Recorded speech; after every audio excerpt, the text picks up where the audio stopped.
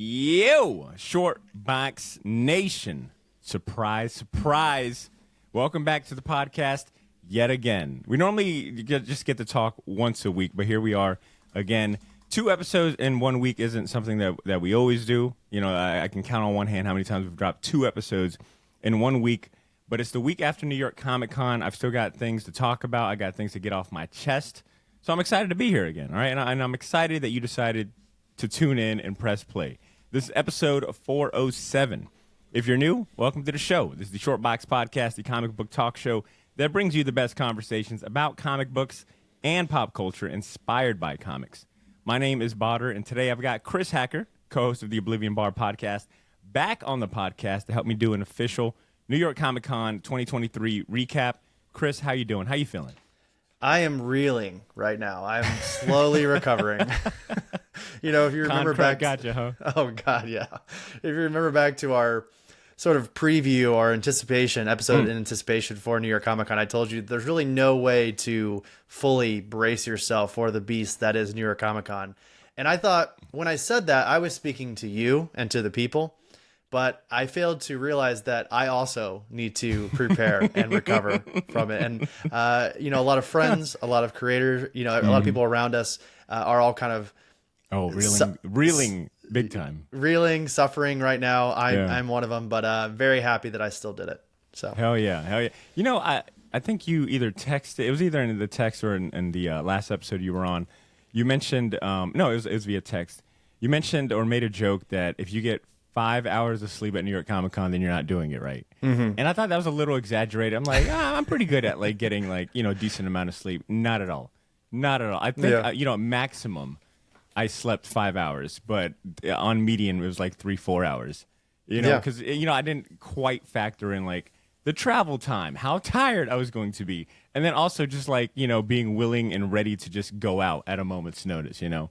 So yeah, I feel like this whole week I've just been tired, and I'm slowly kind of getting back into the group of things. Well, I miss the hell out of New York Comic Con though. I'm like, damn, I kind of wish I was back. We talked about how you enter the state of New York, and this giant cloud of FOMO immediately just covers over your head, God. Regardless of whether you're at the convention or not. Like, obviously, for us, it is due to New York Comic Con being at the Javits Center, but also the moment you step outside of Javits Center, we're automatically texting our friends, people around us. What are we doing? What's the plan? What, you know, what's the course of action for the rest of the night? So it's just FOMO on FOMO. And by the time that you finally figured out, and I can think of one very specific evening, Badr, where we got out of the convention center pretty late, and we were pretty much on the Upper East Side at like 11:30. Like, it was late. I was tired already. I was ready to go to bed. But we're karaokeing at midnight, and we got to get up the next day.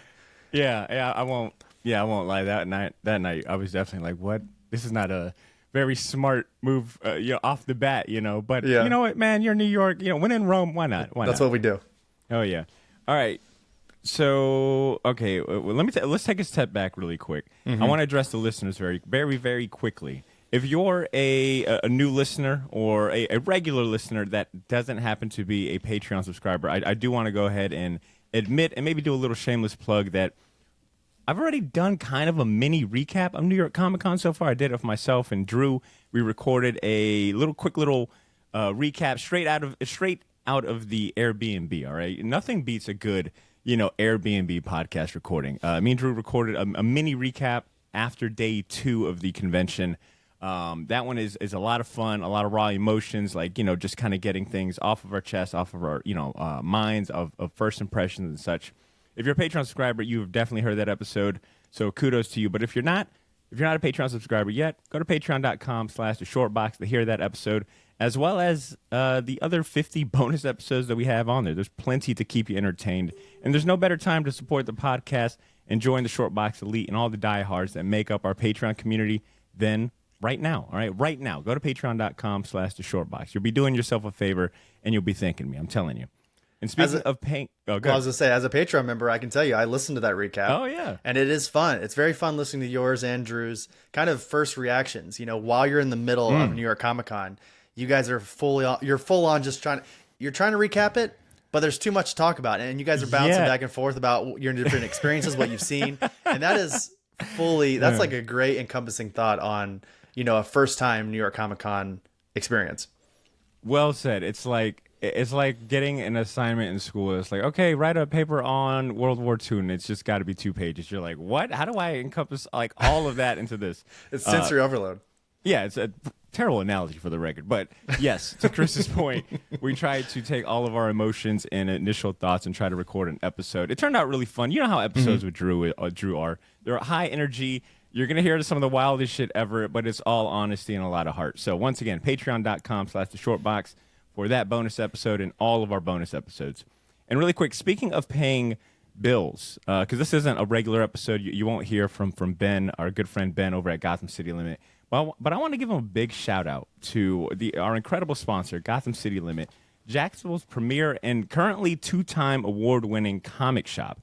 They just won 2 pretty big awards in like the last 2 weeks. They won a Best of 2023 Jacksonville Award for being the best comic book store in Jax, and then a Best of Florida Award for being the best specialty merchandise retailer.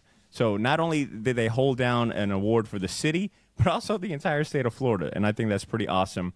So big shout-outs to Ben, Jonathan, Ian, and the whole entire Gotham City Limit team. Now, with that being said, Chris, I wanted this episode to kind of be a holistic recap, right? So thinking about New York Comic Con in full, we're recording on Thursday, so we've had about 4 days to hopefully decompress, recover, kind of let things sink in and whatnot. So I want to talk about highlights, maybe like regrets or mistakes, mainly more so on my part, right? As a first timer and a rookie. Maybe let's also talk about the best merch pickups and things like that. And then I want to give tips to maybe aspiring New York Comic Con first timers that want to go next year. So I want to try to cover all of that this episode.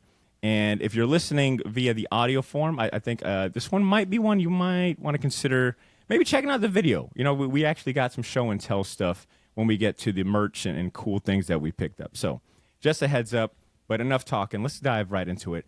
Chris, this is like your what, 3rd, 4th, 5th time going to your Comic Con? This was my 4th time. Yeah.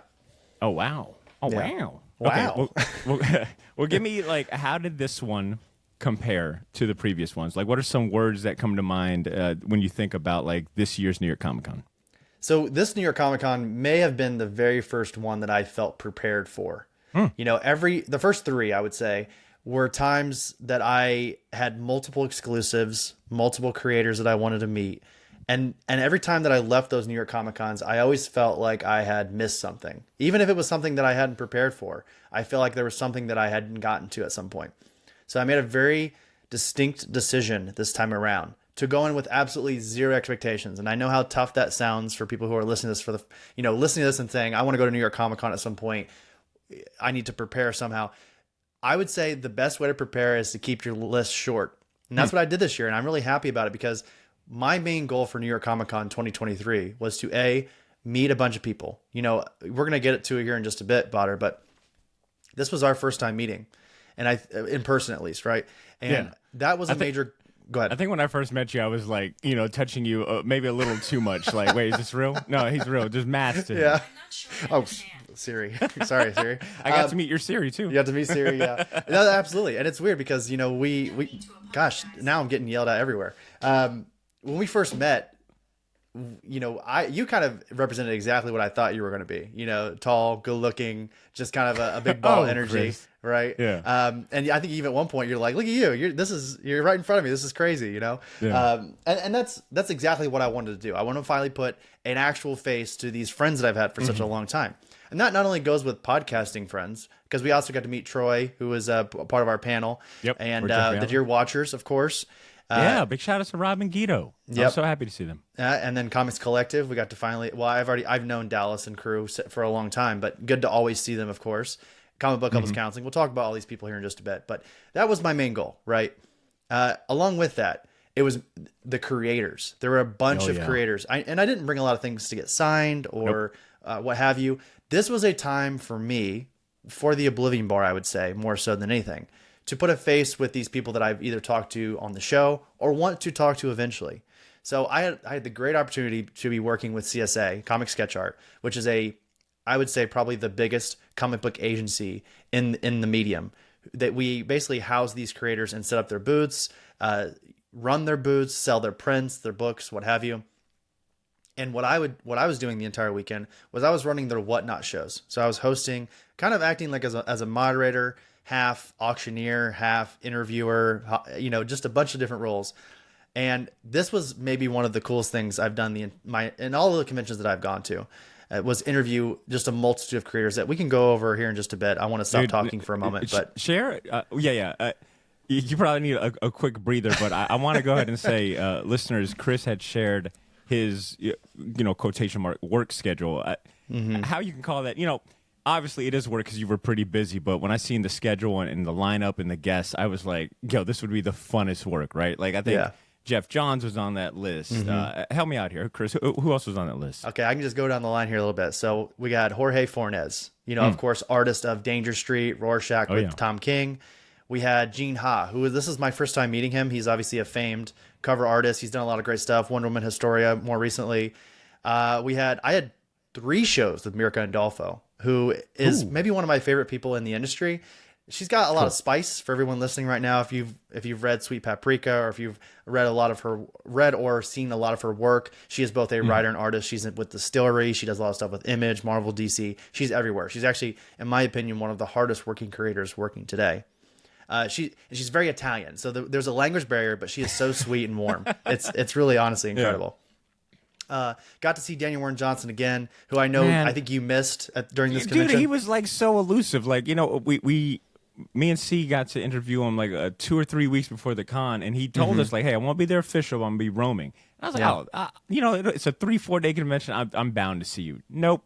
Nope, not at all. You had to catch him. Like, I know. Yeah.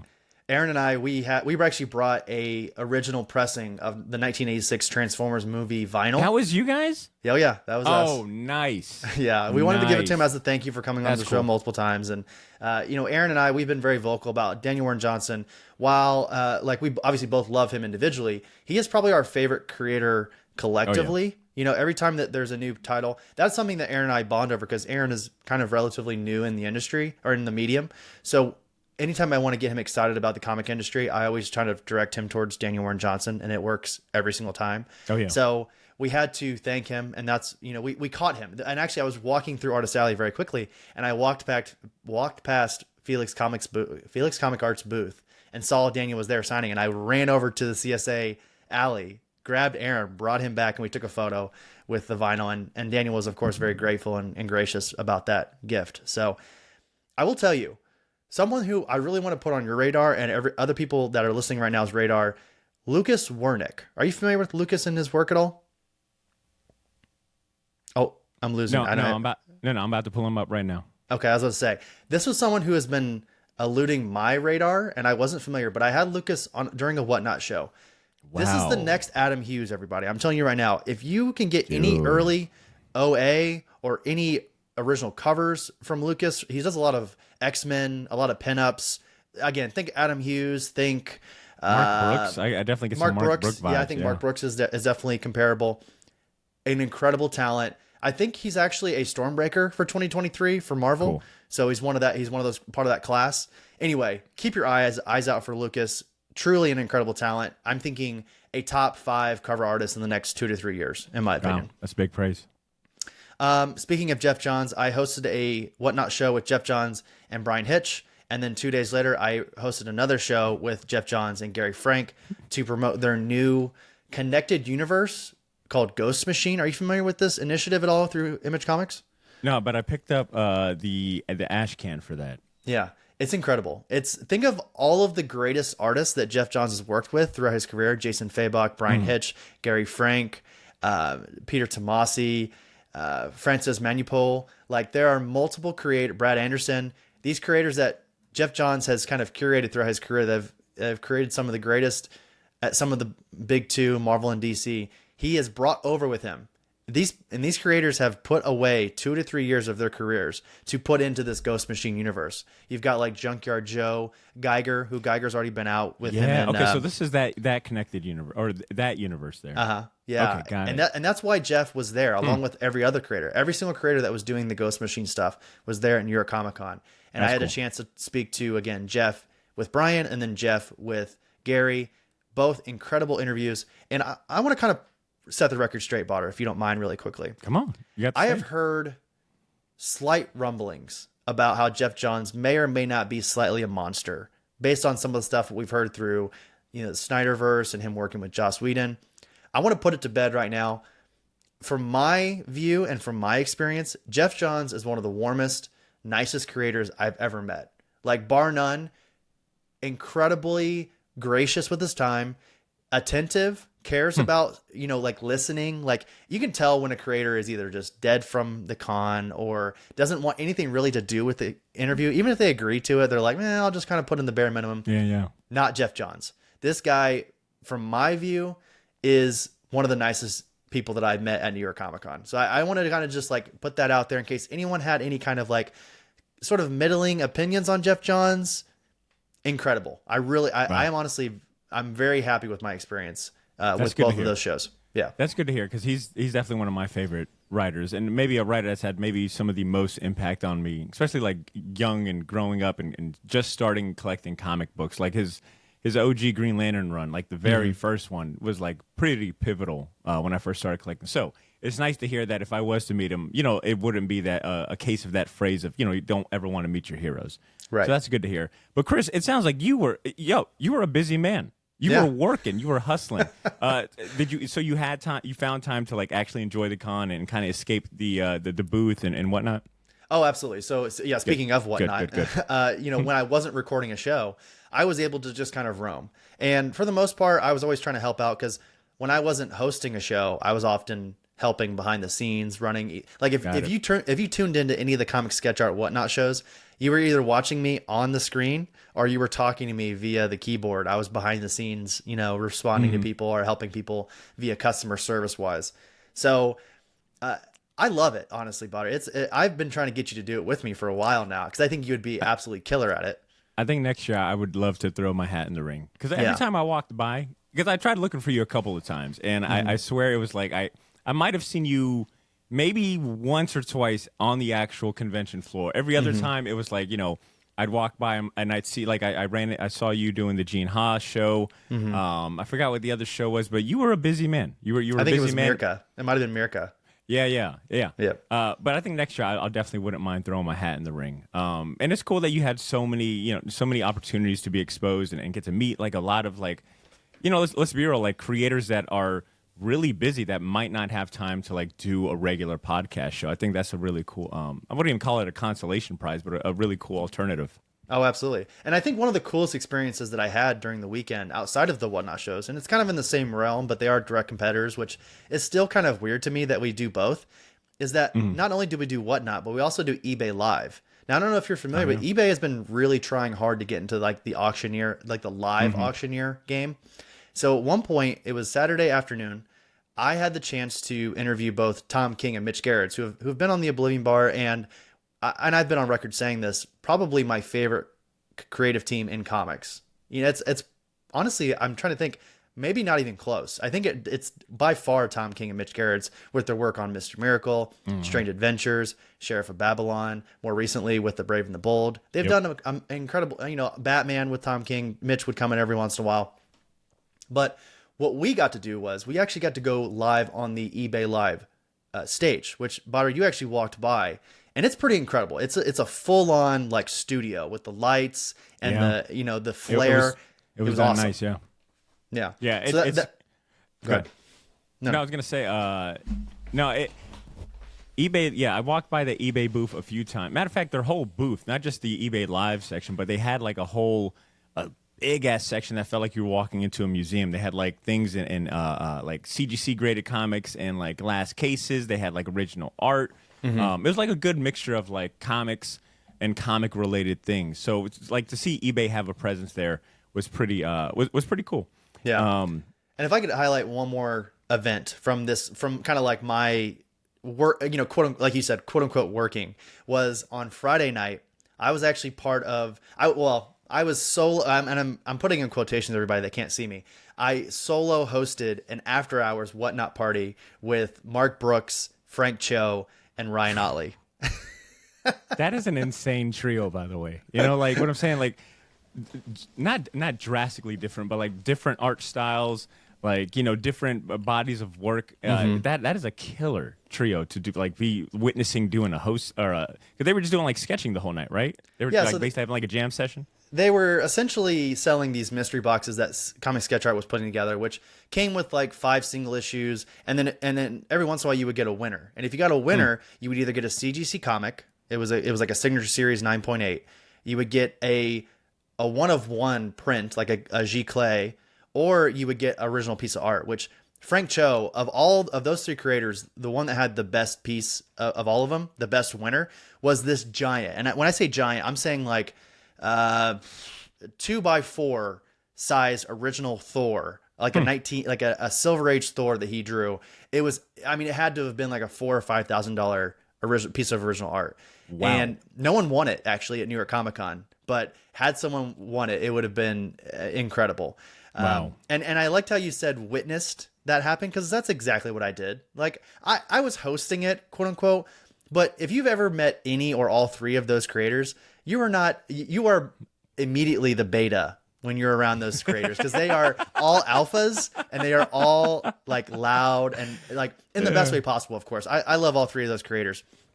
Specifically Mark Brooks. Mark Brooks is one of the coolest guys you can meet in the industry. You know, Ryan Otley and Frank Cho both are great as well. But Mark is such a warm presence. If you ever get a chance to meet him at any of these cons, and those 3 together, it's like oil and fire. If you were planning on having like a normal night, not around those guys. If they start drinking and they're drawing, it is insanity. And it was so much fun. Cool. It's honestly it's a core memory for me for the rest of my life, being able to be part of that. That is so cool, Chris. I'm glad that your experience was like fun yet professional too. Yeah. You know, like getting to be in those circles and whatnot. I feel like awesome. I just like name dropped for like 30 minutes. I'm sorry, everybody. I hate that I did that, but I had to put into context why my show is so great. If you're going to, and not only that, but you also made the Comic Sketch Art marketing team very happy. You know? Yeah. You know Comic Sketch Art. This show is brought to you by Comic Sketch Art, your number one place for talent in the comic industry. That's awesome. I want to share a couple of, I'm going to respond, I'm going to rebuttal some of that. Sure. I guess respond to some of that with some of my notable first meetings and observations. I'll start with notable first meetings. And I'm going to go ahead and apologize, you know, if I miss any names. Because the amount of people, you know, I got to meet for the first time was overwhelming in the best way possible. So I do apologize if I miss any names. Outside of the ones that Chris shared, you know, obviously I got to meet comic book couples, counseling for the first time, Troy Jeffrey Allen. You know what I'm saying? And I say for the first time, and it feels weird saying that because I've talked to all of you, you know, via, I text with you every day. You know, I'm in the comic book podcast, you know, messaging group online. I've had Troy on the show 3 times. So it's weird being like, oh, I've met them for the first time. And it's like, well, I kind of know them, you know. But first time meetings, you know, you, Aaron, comic book couples counseling, Troy. I also got to meet Kevin Rodatelli from Massive Publishing for the first time. I had him on the show in January, so I got to meet the Massive Publishing folks. I got to meet Bridget McDonald from Comics Beat, you know, like legendary comic book journalist for the first time. David Harper was so awesome and very sweet and humble and nice. Wait, I'm sorry. Was that, I want to quickly interject. Was that Heidi McDonald or Bridget? Oh, my God. Thank you so much. Let me do that again. Yeah.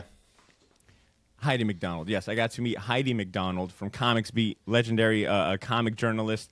Got to meet David Harper in person for the first time. I meant to tell you, I actually ran into David. I didn't get a chance to meet him when you did, or meet him in person. Of course, I've talked to him on my show as well. But he mentioned you by name. Like he didn't. I don't think he even knew that we were friends necessarily. But he was like, "Yeah, I met up with this guy named Badr." And I was like, "I know Badr. Yeah, we hung out last night. We were karaokeing last night." You're like, "You're not just some guy. He's my buddy."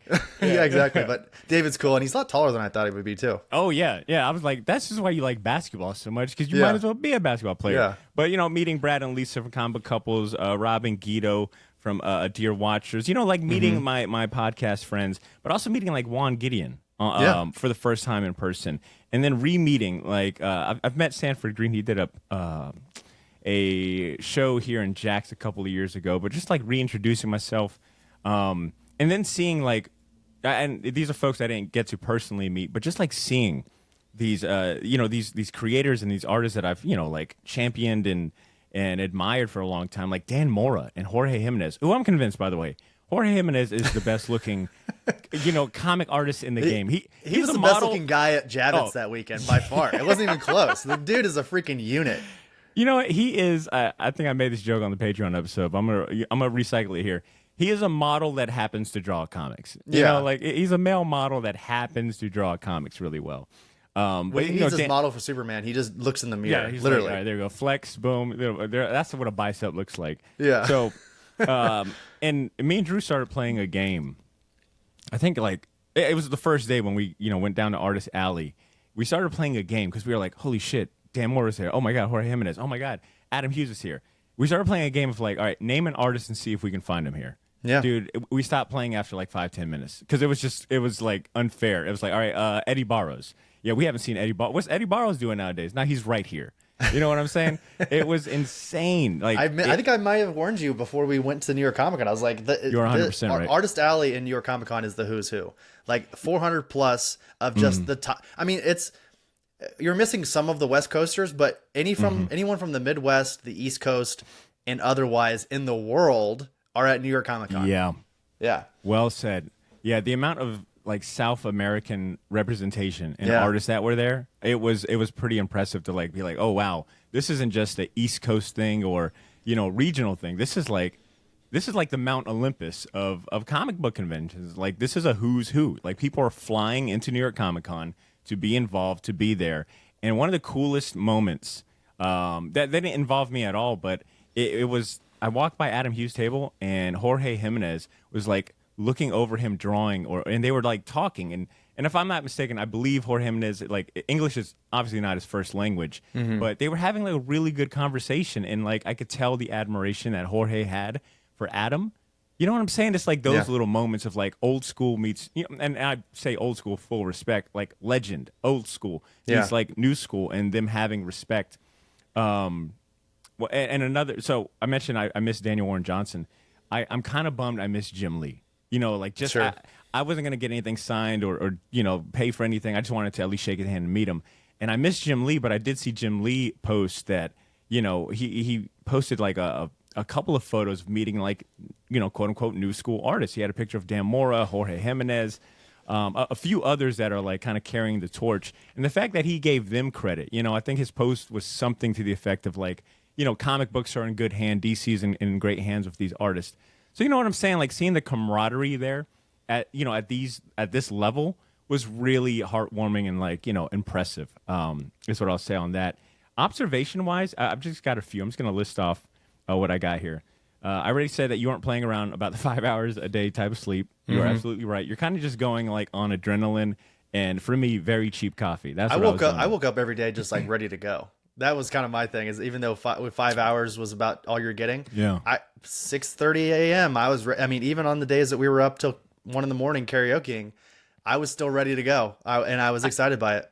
I think it helps that it's in New York because there's, and maybe it's just anecdotally and me speaking, but any morning that I did wake up groggy and maybe like, man, I just would rather just kind of like chill, just chill. As soon as I would get off the subway, or in my case, I had to take a train from Hoboken to Manhattan and, get off that. But as soon as I got off the bus, and just I stepped foot, that fucking New York, as soon as you step foot and you're, part of like this sea of people, I'm excited. And the minute I crossed the threshold into the Javits Center, it was like, man, this is so cool. This is so cool to be here. I was like really blessed. I was staying off 34th in Hell's Kitchen, and you hear the horns blaring and the people talking from about 4:30 a.m. on.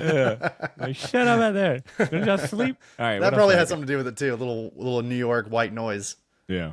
All right. Some other observations. New York Comic Con made the comic community feel smaller, and not in size, because obviously it is the most people I've ever seen in one roof. But I'm saying that it made it just feel closer, especially as a professional too, as someone that I feel like I have a stamp in this industry. I've got some sway or whatnot.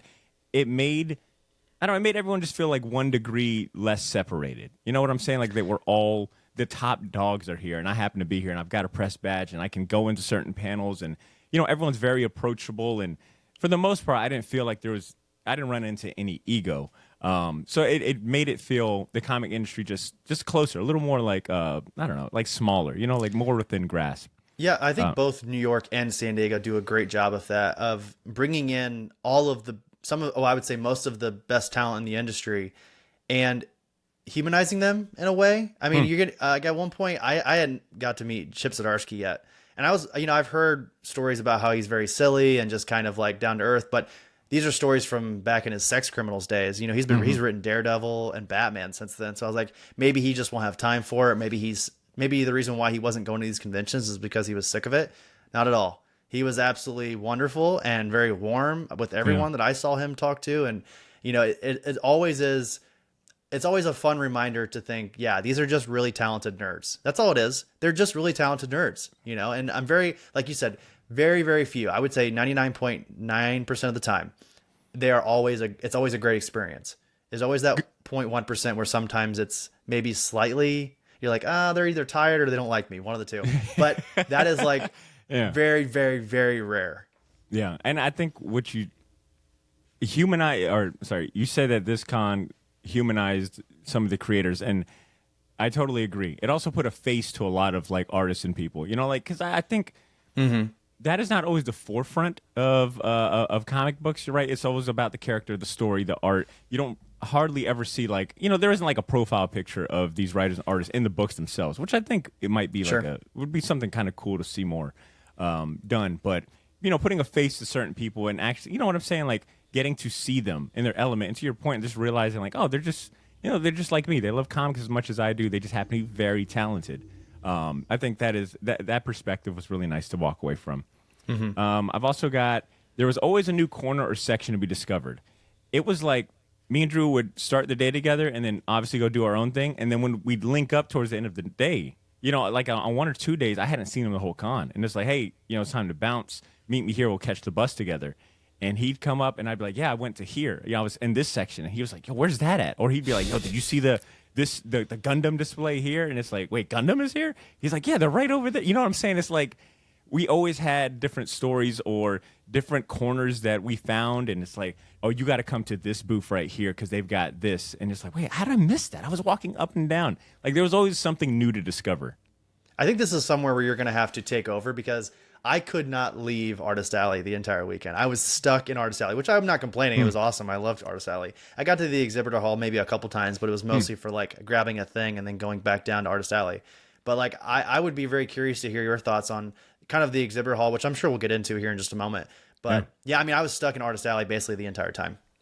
I was most impressed by how many big brands and companies were there. And not just talking, comic books, but like, it felt like every single manga app company and anime was also heavily represented. Like the amount of that side of like pop culture and nerd culture was there, but also like the size of the booths, the complexity of the setups. It was really impressive. I go to a lot of conventions with Blythe. She goes to a lot of logistics and trucking conventions, and they do it big, man. Like the booths that you see there, like I've literally seen like giant Mack trucks on the convention floor. I've seen like robots, for warehouses on convention floor. So, when I go to her shows, it's like, I'm going to see like some major technology and a lot of money. And when I go to certain comic conventions, it's all about, smaller art, it's about like booths, people behind tables selling their art. This one was probably it's by far the biggest convention I've been to. And to see it done to that level left me like with my jaw dropped, like to go to the Marvel activation and they're promoting Spider-Man 4 and you get, they got the life-size statues of Miles and Peter, or you go to the Shonen Jump section. I believe it was the Shonen Jump section. And they've got like original manga art, but it's the reproduction, but they've got like it set up really well. They've got like these photo areas. And it was giant really Goku. Oh my, come on.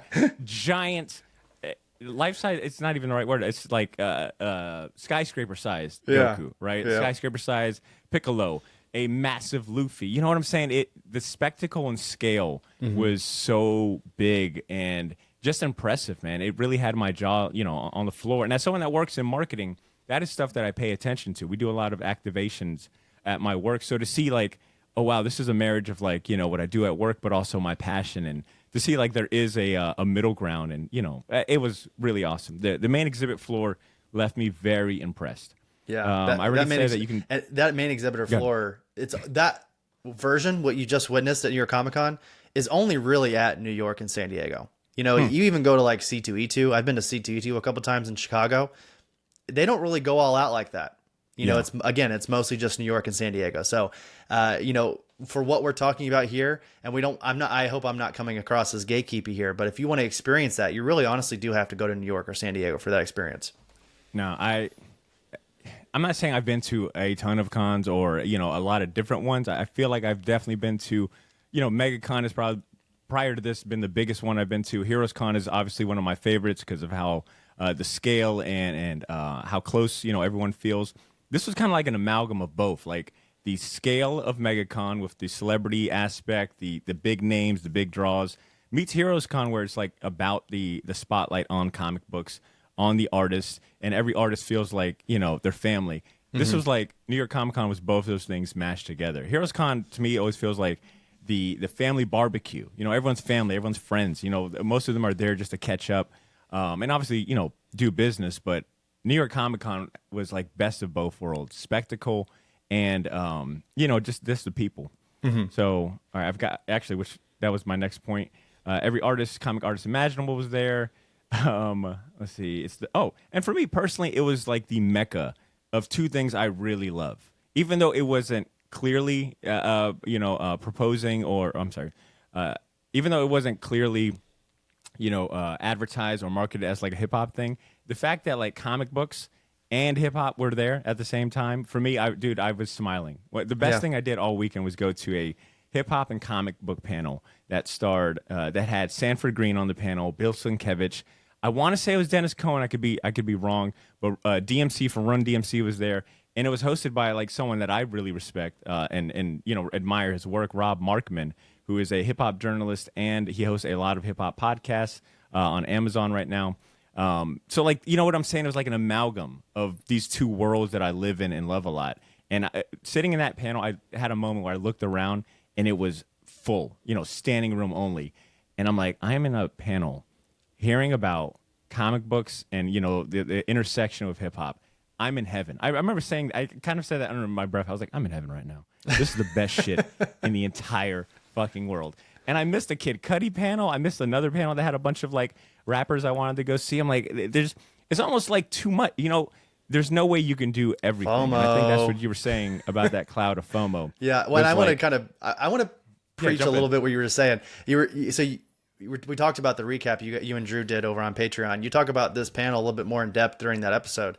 And what I found really interesting was the inclusion of Bill Sienkiewicz, who I think we all love, but like, what? Yeah. Why? When I first heard that, I was like, Bill Sienkiewicz, why is this, you know, let's be honest, this older statesman white dude in a hip hop panel. Not to say that, you know, there's anything wrong with that, but like your explanation, I'd love to hear, you know, I'd love you to tell the people about it. Yeah. If you're in the know, Bill Sienkiewicz, you know, Bill Sienkiewicz has done hip hop art covers before. I believe like the most famous, and it's kind of hard to say most famous because some people could easily make an argument for other things, but like he did an album cover for Outkast, and you know, even if you look at his stuff now, he'll do portraits. You know, anytime unfortunately there's like a passing of like a pop culture icon, he'll do like, you know, throw up a portrait on Twitter. So you already know that he's kind of tapped into like pop culture in general. But even I learned a lot of different stuff about work that he's done and his appreciation for hip hop. Like he was talking about, like, you know, he was a punk guy. He was really into the punk scene in New York when he was starting out. And there's a lot of ties between the punk scene and early hip hop. So that's what I was about to say. It made a lot of sense to me. But they were showing a slideshow of his work and different album covers that I hadn't even, you know, recognized or knew that he did. And, you know, like to see Sanford Green give him props and like be equally impressed. And I had a chance to go to Sanford Green after the panel, and I was like, dude, great panel. Like, did you know all that about Bill Sienkiewicz? And he was like, dude, I ain't gonna lie to you. When I first found out it was him, I was like, no way. You know, he had the same kind of attitude. He was like, no way. Yeah. But he kind of backed it up to that. Bill Sienkiewicz is genuinely like a supporter and fan and like a comrade when it comes to hip hop culture. So that was awesome. And then also like DMC for Run DMC, you know, like I got a picture with him. It was like, I was like, I cannot believe I'm doing this. You know, I'm here and I'm in New York at a comic convention, and I'm enjoying like, you know, this other medium that I love a lot. So that was one of the things I've done. Sounds like you're heaven. Oh, dude, I was. So let's go ahead and move into highlights because I think that's a good segue into highlights because I got three more that also like just kind of wowed me. But I want to hear your your highlights outside of like comic sketch artists and doing the work. What are some of the highlights that come to mind? Well, I think it would be incorrect to not just start off with the biggest highlight, which was our panel on Saturday. Are we going to get to that eventually, or should I just go ahead and No, just come say on. it? This is it. We're here right now. All right. Yeah. So here we are. So Saturday evening, the Oblivion Bar podcast, Aaron and I, Short Box, you and Drew. We had the Comic Book Couples Counseling, Brad and Lisa. We had Rexico Comics with Troy. We all got together and we did a panel about comic book podcasting. And this is something that we had been kind of building towards for a long time. And I want to kind of briefly just give you major props right off the top. Badr, this was 110% your doing. I know we kind of talked about how we were going to go about doing it, but you were the one who filled out the application. You're the one who knew people. You're the one who got us in there. So first of all, thank you very much for appreciate that, man. Including us. Big honor. Yeah, I mean, it was great. And you did a great job hosting. I think it went about as good as it could have been, because when I was thinking about kind of the lead up to it, I remember thinking, I just really, really hope we're not just talking to an empty room. You know, that was my number one thing, was like, please let there be more than like 4 people. Yeah. And we had a big crowd. I mean, not that people were necessarily showing up for us, but there was a large room of, you know, what would you say? Maybe like 75 to 100 people there. Yeah. Easy. Yeah. Now, and to your point, I mean, you know, were all of them there to see us, or there to enjoy like the table, you know, a break from being on their feet? Who knows? Who's to say? Who knows? We don't know. But regardless, they were exposed. All right, they were exposed to our panel willingly or not willingly, and they were participating. They were clapping. They were, you know, laughing. Like, it was fun. It was a lot of fun, and I'd say that it was by far the highlight for me in terms of New York Comic Con. It was definitely a moment up there where I was like, damn. Out the bat, you know, I'm like, damn, I get to host a panel, like, you know, here in New York at New York Comic Con with like people I'm just meeting for the first time that I've, you know, respect and admire. Yeah, it's definitely a core memory that's burned in my head from now on. And you know what? And sorry, I had these same kind of hesitance too. Like when I seen that we weren't a part of like the main rooms or any of the rooms that other panels are doing, I'm like, man, they got us in some bullshit, you know, side room or something. But no, the space they gave us, the River Pavilion, was super ideal. It was like a lot of room, you know, and to your point, like it kind of gave us a built-in crowd because, you know, it was the only place that had like tables and chairs for people to sit down in. And, you know, and I guess I maybe overlooked the fact that we were part of their professional programming. So, you know, there's a little bit of an air of like, you know, I think that kind of like elevated it too for me too. Well, I was just telling Aaron, because we're a couple days removed from New York, and we got like 49 followers on Spotify just from that day. And then I mean, that's just Spotify, you know, Apple Podcasts, Google, what have you. I didn't even think they can check that out. You know, it's already reaping the benefits of that, you know, of course, with and what I found coolest about it was, well, a couple things. Number one, you were up kind of prepping us and kind of getting the crowd warmed up for us before the panel. Brad, Lisa, Aaron, and I were behind the curtain, and we were like little kids. We were excited. We were taking photos. We were giggling. We were doing all the things. I've seen your behind the scenes video. I think TikTok. Yeah, we were getting our jitters were starting to come in, and it was a lot of fun. It was a cool experience for all of us to kind of just like, we were like spazzing out behind the behind the curtain while you're up there, you know, being professional. But when we finally got up to the mics, it all just kind of flowed. Like, it's almost like, you know, because I know Aaron was very nervous. I think Lisa was very nervous as well. Brad and I were kind of, at least on the surface, very cool about it. But it's like, as soon as we got the mics in front of us, very similar to how they are right now in front of us, it all just kind of flowed. And I don't think I was definitely not nervous at all. And I don't think anybody, if they were, in our element. We were completely within our element. And I thought that really came across. And I think, again, I just want to kind of, unless you have something to add to it, I just feel like to kind of summarize the panel, it went about as well as it could have. I think we all kind of gave very specific, great advice to people who maybe either you're into podcasts or you're wanting to start a podcast and you want to talk about comics online.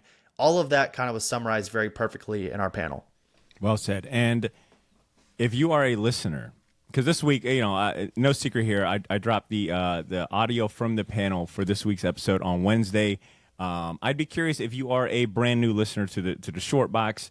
If you're someone at that panel that, you know, you hopped on the Short Box train after that, let me know if this is your, like, you know, first introduction thanks to that panel. I'd be curious how many folks went ahead and started following the show because of that. But regardless, I do appreciate anyone that gave the panel a listen.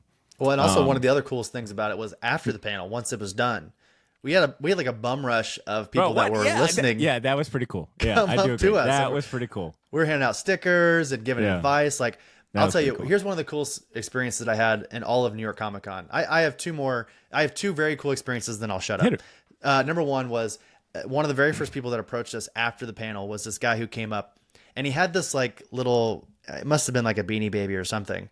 And at one point, Aaron embarrassed me. It's from a place of love, but he embarrassed me by telling everyone that I had cancer earlier this year. And that's something I didn't want to really highlight because I don't, that's not my personality. I'm a very I'm a Leo, I was born in August. I'm a very in your face. I'm not afraid to be a little arrogant sometimes, but the last thing that I want people to attach me to is cancer. Sure. So when Aaron said that, of course I knew Aaron was just trying to highlight that we did the podcast through all that. But a gentleman came up to me after the panel and said, "Hey, I just lost someone from cancer, and wow. I want you to hold this thing that was theirs, and then we talked about it. We talked about it for 10 minutes. He took a photo of me with this little thing that used to be this person that they loved who just passed away, and that was a totally incredible moment for me. Beautiful. I think it had less to do with the podcasting than anything, but just the fact that we had any type of visceral that may have been Badr, possibly." The first visceral experience that I've gotten from someone face to face via the podcast. We've been doing the podcast for 4 years almost. So that was a very cool experience. And I will say just very quickly, a couple hours before the panel, I got to meet Chris Evans. That's all I'll say. It was very cool. It was a 10-second nothing experience, nothing meeting. It was just, hey, how are you? Arm around each other, take the photo, walk away. That's all it was. But it was still very cool. Yeah, you were in his aura, man. You were in Captain America's aura, in his bubble. Yeah, I will feed off that for many moons, I'll say. All right, Chris, what were some of the other highlights for you? I'll tell you, really honestly, the bulk of my time was running around with CSA and the Whatnot shows, but really, truthfully, a lot of my favorite memories from this con were after the con. Getting to hang out with you, getting to hang out with Drew, getting to hang out with Aaron, getting to hang out with the people that I work with at CSA. We got to get breakfast with Christian Ward, again, good friend of the show, famed Eisner-winning artist, NBD. It was very cool. And actually on Monday, before my flight, Christian and I hung out all afternoon. We went to Times Square. We got lunch. It was just a very cool time. I think all of my favorite memories, I wouldn't say all of them. Most of my favorite memories are from outside of the convention. And that's no shade towards New York Comic Con, but I went in with a very specific goal to, to mingle, I guess is the best way to say it. I really wanted to spend time with people who I won't be able to see outside of New York Comic Con. I knew when I was at the Javits Center, I was going to have a good time. I was going to find things to sign. I was going to find my place on Artist Alley, on the floor. But I really made a concerted effort to spend time with folks this year because I feel like I always put things in front of people years prior. And, that could have been reeling from, that could have been subconscious from what had happened to me earlier this year, or just knowing that New York Comic Con is going to come and go again next year, that I really wanted to just kind of live in the moment and truly spend time with folks that I either don't get to see a bunch or don't get to see ever, Yeah. That's a good attitude to have, man. Even if you know that you're going to be back at New York Comic Con, that's still a year apart. Mm-hmm. And as we both know, a lot of shit can happen in a year. A lot of things can change. Exactly. It's not promised. A lot of things can change. And I had a moment, too, where I was like, damn, I should have, tried to go find this person. I should have tried to meet this person or see this and that. And it's impossible to do everything you think you're going to try to do unless you have a very tight plan and, bullet points. But, it made me realize, okay, next year, be a little more conscious and just be in the moment, because I definitely will say there was times that I was just running around trying to, get a lot of things knocked off my bucket list. And I wish maybe I would have slowed down and just, try to have longer conversations. I stopped by Juan Gideon's table and it was such a pleasure to meet him, to see him in person. And we just kind of picked up where we left off in the interview. But, he had a group of people come up. And I, asking about his art, I didn't want to intrude. I wanted him to make his money and make his sales. So then I just kept it moving. And I was like, oh, I'm going to come back because we didn't finish our convo, but I didn't have a chance to. So, that's a good perspective to just kind of be in the moment and like you said, value people over things, because it's very quickly to fall into that rabbit hole of like, all right, I got to get this thing. You know what I'm saying? Like, you will easily start, if you don't have any self-control, you will easily just focus on the products, the stuff, which is not to say that's bad if that's your mission and then go about it. But I think there's a lot of value in just having relationships, building, connections, especially in our line of work, not to make it, sound grody or anything, but having connections and building real, networks and whatnot goes a long way. Like that way you're not coming off like, hey, he's only wanting to talk to me because he wants to interview later. You know what I'm saying? Like, treating people like people goes a long way.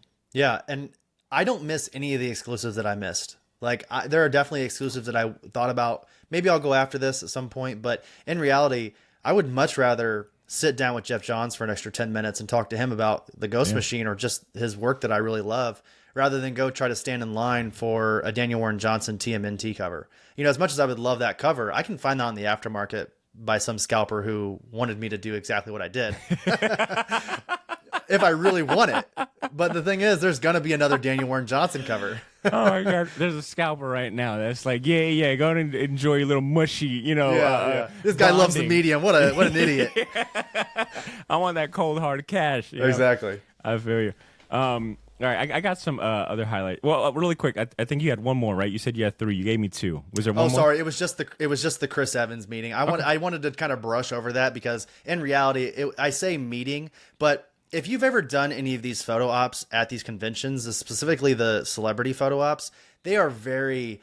It's like a factory. It's a factory, dude. It's a total humanless, emotionless experience until you get to be right there in front of the person. I have my arm around Chris Evans, and by the time that I can like fully realize it and soak it in, I am already walking away. And he was great. This is nothing against Chris, because I told you and Brad this after the fact.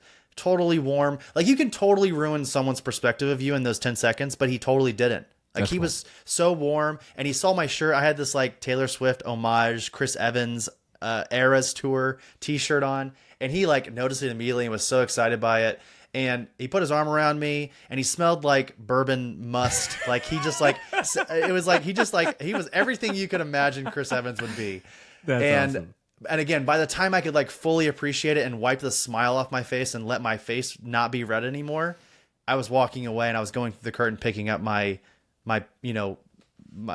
picture that they had for me. So that's cool.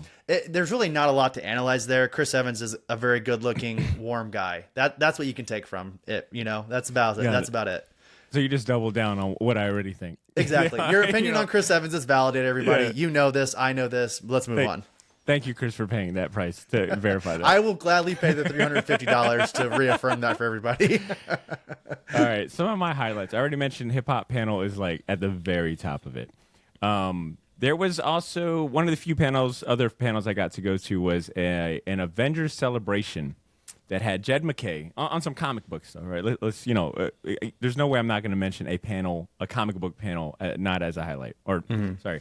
There's no way I'm not going to mention a comic book specific panel not as a highlight. I'm ruining the shit out of that. Anyways, I went to an Avengers celebration panel that was hosted by Ryan Penagos. I think that's how you say his last name, aka Agent M. He's like the face of Marvel's kind of digital, podcasts and shows. He's a really good guy. I've had him on the show a couple years ago, but he was hosting it. There was Jed McKay, current writer of damn near every Marvel title you might as well say. He's writing Moon Knight, Avengers. There's a third one, Doctor Strange. Yeah. He was on there. Al Ewing was also on this panel. He was there to talk about Immortal Thor. You had the greatest mind in comics currently. No big deal.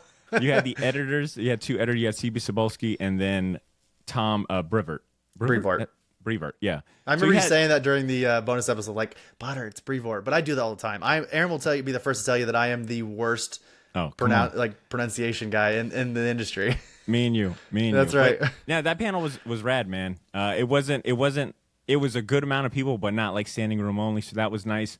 And it just gave me a bigger appreciation for Jed McKay. Oh, sure. I want to dive into one of those titles, and I think I'm leaning more towards Moon Knight because I just really like the artwork in that. Mm-hmm. But he seems like a very down to earth guy, very like passionate about writing comic books, and to even hear like the editors kind of joke like how much he's juggling and doing really well at was rad. And then Al Ewing, right? Someone that I've come to respect, especially from his Immortal Hulk run. Yeah. You know, he's there talking about his new project, Immortal Thor, and getting to see like covers that haven't even hit solicitations yet, and you know, hearing him talk about future issues. You know, I'm not gonna say like I was when they made the announcement he was doing Immortal Thor. I was definitely like, oh, that's badass. But it wasn't something I was rushing to go get when issue 1 dropped.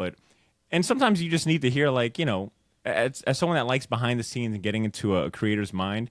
When you hear them talk about a project and you see their passion, sometimes that stuff's infectious. Yeah. And after I left that panel, you know, I hit up Ben. I'm like, yeah, put me down for Immortal Thor for sure. And you know, Jed McKay, yeah, he's definitely on my radar, even you know, in a bigger way now. Can I recommend really quickly? Have you read Jed McKay's Black Cat as well, which seems like an odd recommendation, but have you read that at all?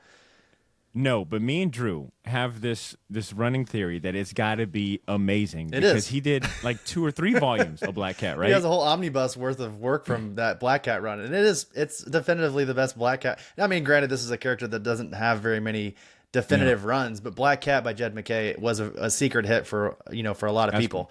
Cool. Him and now Fuji I think was the artist on that. Incredible.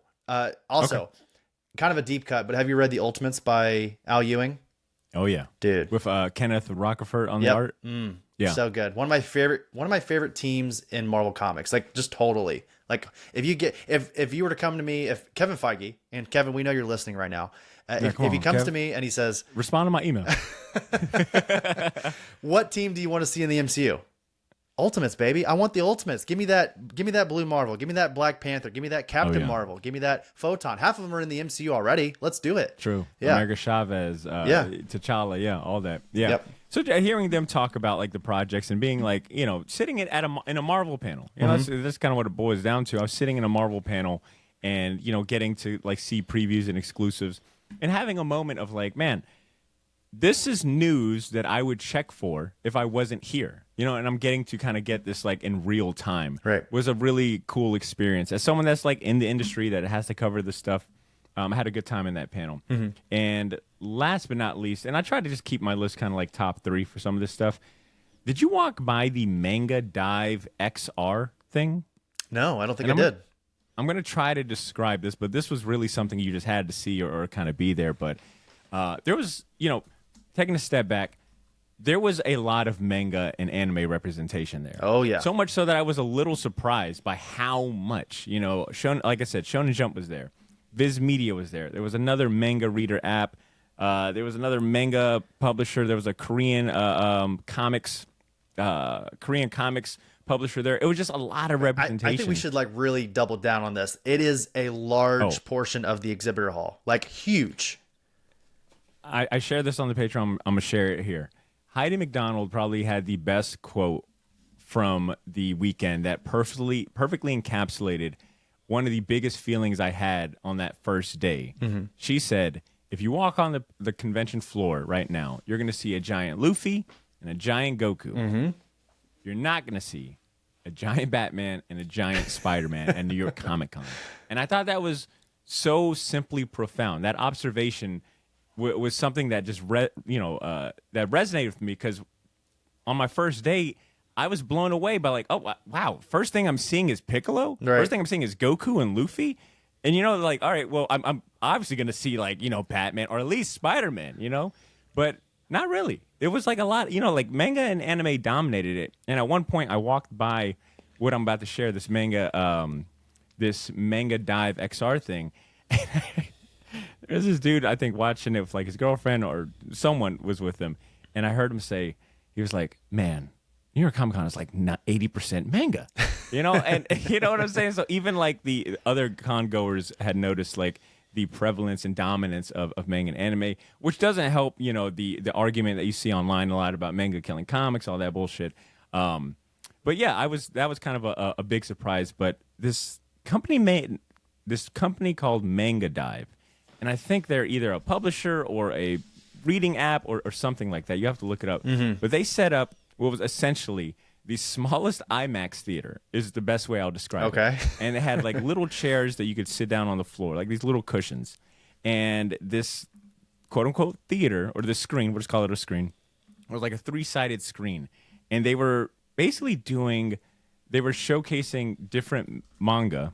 I think one of them was like Chainsaw Man, and I forget what the other two were, but they were just showing like live action panels coming to life, which was insane. The sound, that is what you heard when you walked on the convention floor or the exhibitor floor. More than likely, the loudest thing you heard was coming from this big ass screen. Because, it had like it felt like surround sound, and, it was like giant kaiju monsters fighting, like the panels coming to life, like the sound effects popping up, and, the panels moving and the characters going about. It was really fucking impressive, for lack of better terms. That shit was like, wow. I would go to an IMAX theater to watch, like a live action comic book come to life, or a live action manga come to life. It was really impressive. Like the technology aspect, you know what I'm saying? And it goes back to that presentation. To see comics and manga presented in such an interesting way with like big theatrics and technology was like, it was really impressive. Yeah, I think the best way to describe the exhibitor hall at New York Comic Con is imagine being in like a very large arcade. You go to arcade, you got like that is so good. You get the multiple sounds from the different machines kind of going over top of each other, along with the jukebox playing at the same time.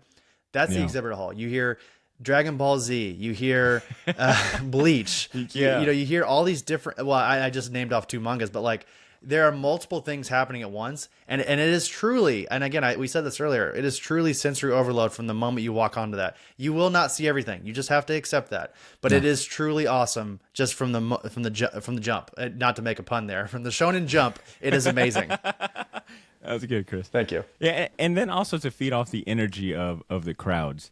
And I know I sound like a complete Southerner, an out-of-towner and a tourist and a first-timer, like kind of harping on how many people were there. Yeah. But I've never seen so many people under one roof. Over 200,000 over the weekend. I was telling Cesar, and you hear that number, right? And you're like, you think you have an idea of what that might look like. You're like, I've seen pictures of a lot of people. I've been in crowded concerts and places. I'm telling you now, you have not experienced it unless you've been to like, San Diego Comic-Con or New York Comic-Con or, a sporting event that holds, that many people. It was surreal. Dude, yeah. I was having multiple out-of-body experiences I was like, I feel like I'm part of a living organism that's just like, just moving. You know what I'm saying? It was like I was a part of this sea of human bodies. Well, if you think about it like this, the biggest stadium in sports right now is the Big House. It's Michigan. It's the University of Michigan's football stadium. That holds 102,000 people. Two of those Wow. is the what? Why do I have balloons? Do you see that? Why did I have balloons on the screen? Chris, why the fuck did you? That was so weird, everybody. All right, as I was talking about the Big House, everybody, I have to just point this out. You can edit this part out if you want, but no. If you're watching the video version, some what random happened? balloon graphics just popped up on Chris's screen. Is Riverside sponsored by the Big House? Do they think it was my birthday or something? I don't know, but anyway, 102,000. There was 212,000 at New York Comic Con this year, so not even 2 full stadiums in a. Dude, what am I saying? I don't know what I'm saying that's making this happen. Someone has hacked our recording and doing some crazy shit. I don't know.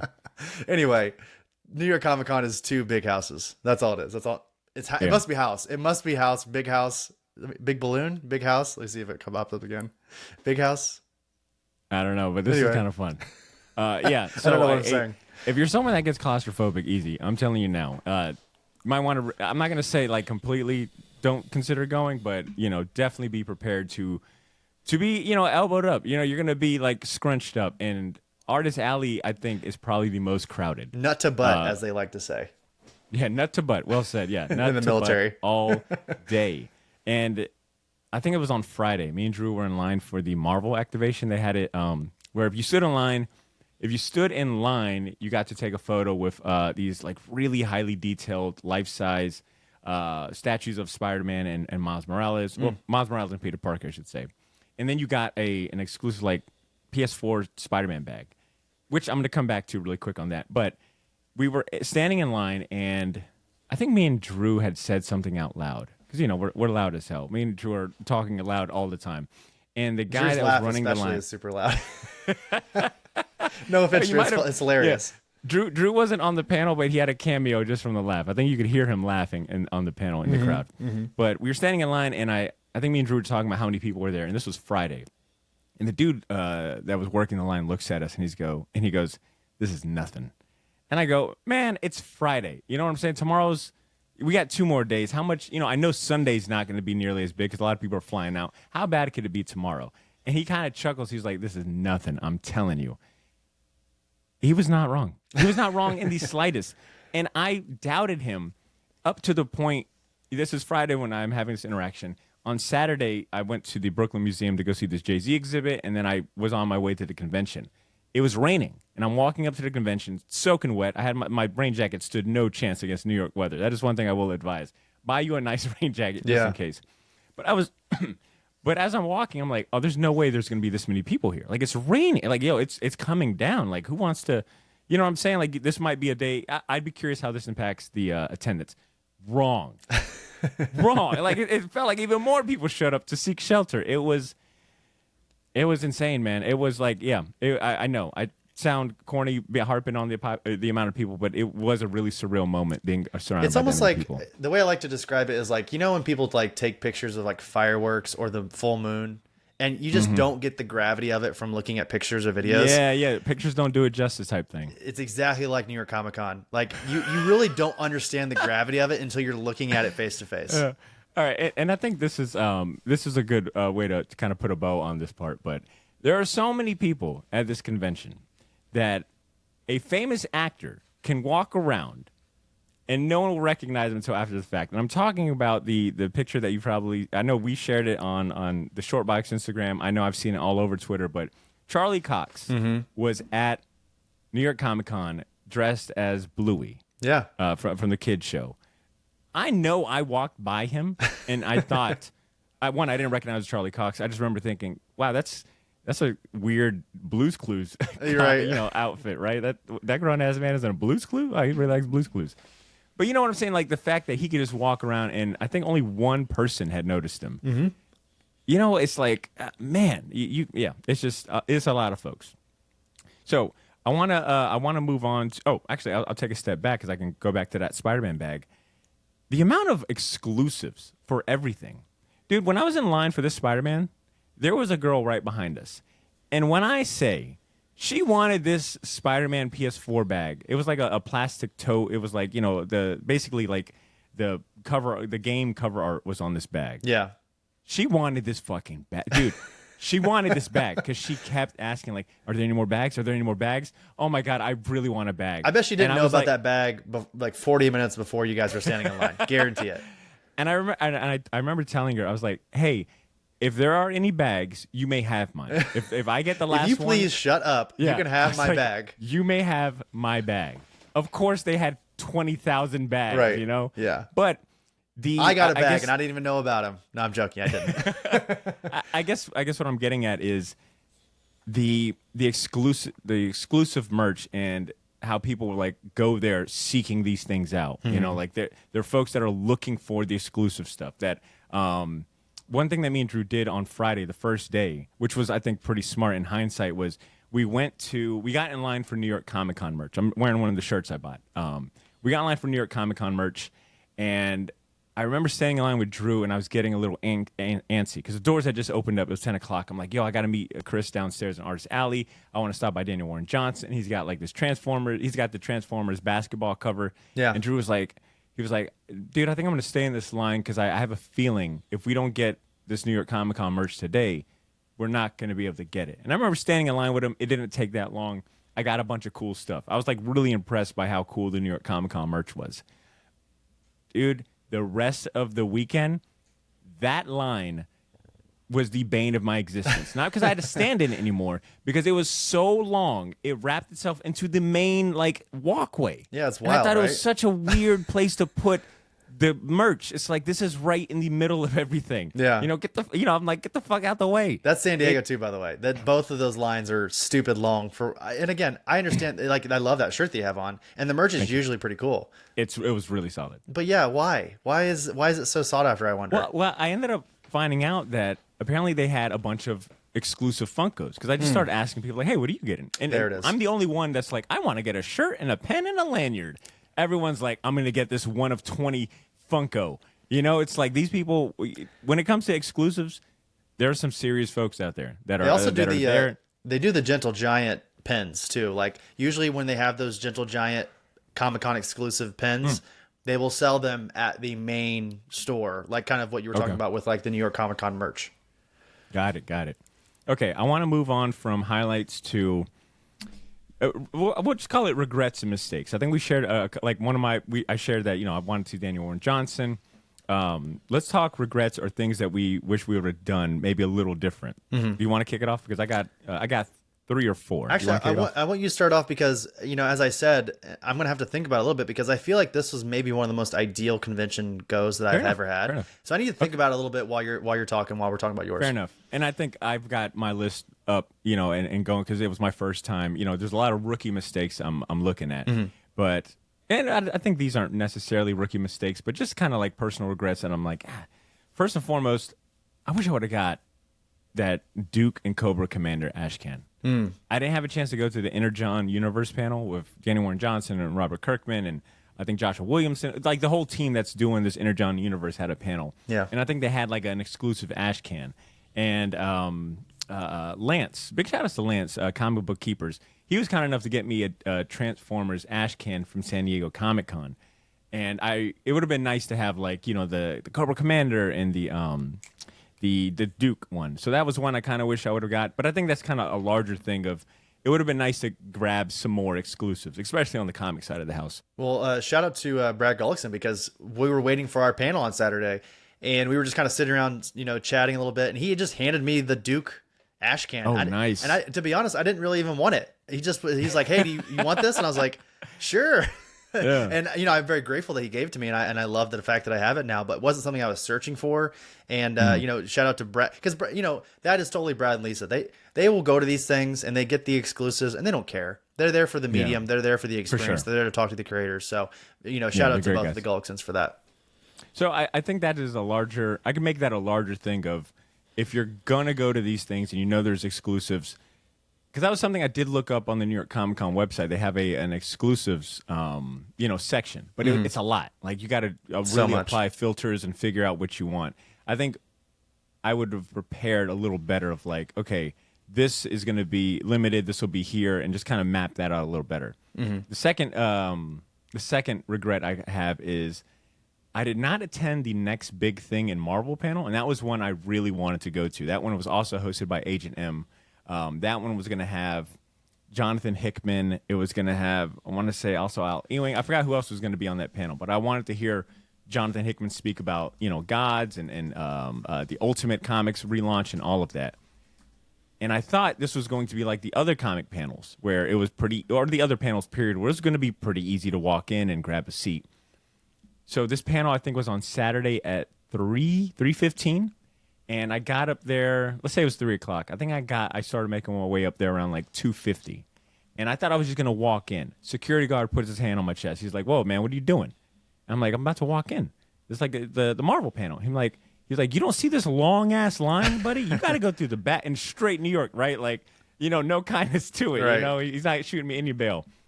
When I tell you, this line for this panel was like... Because for anyone that has been, the third floor is your panels, and then your second floor, your main floor, is your exhibition hall, and then the bottom floor is the artist alley.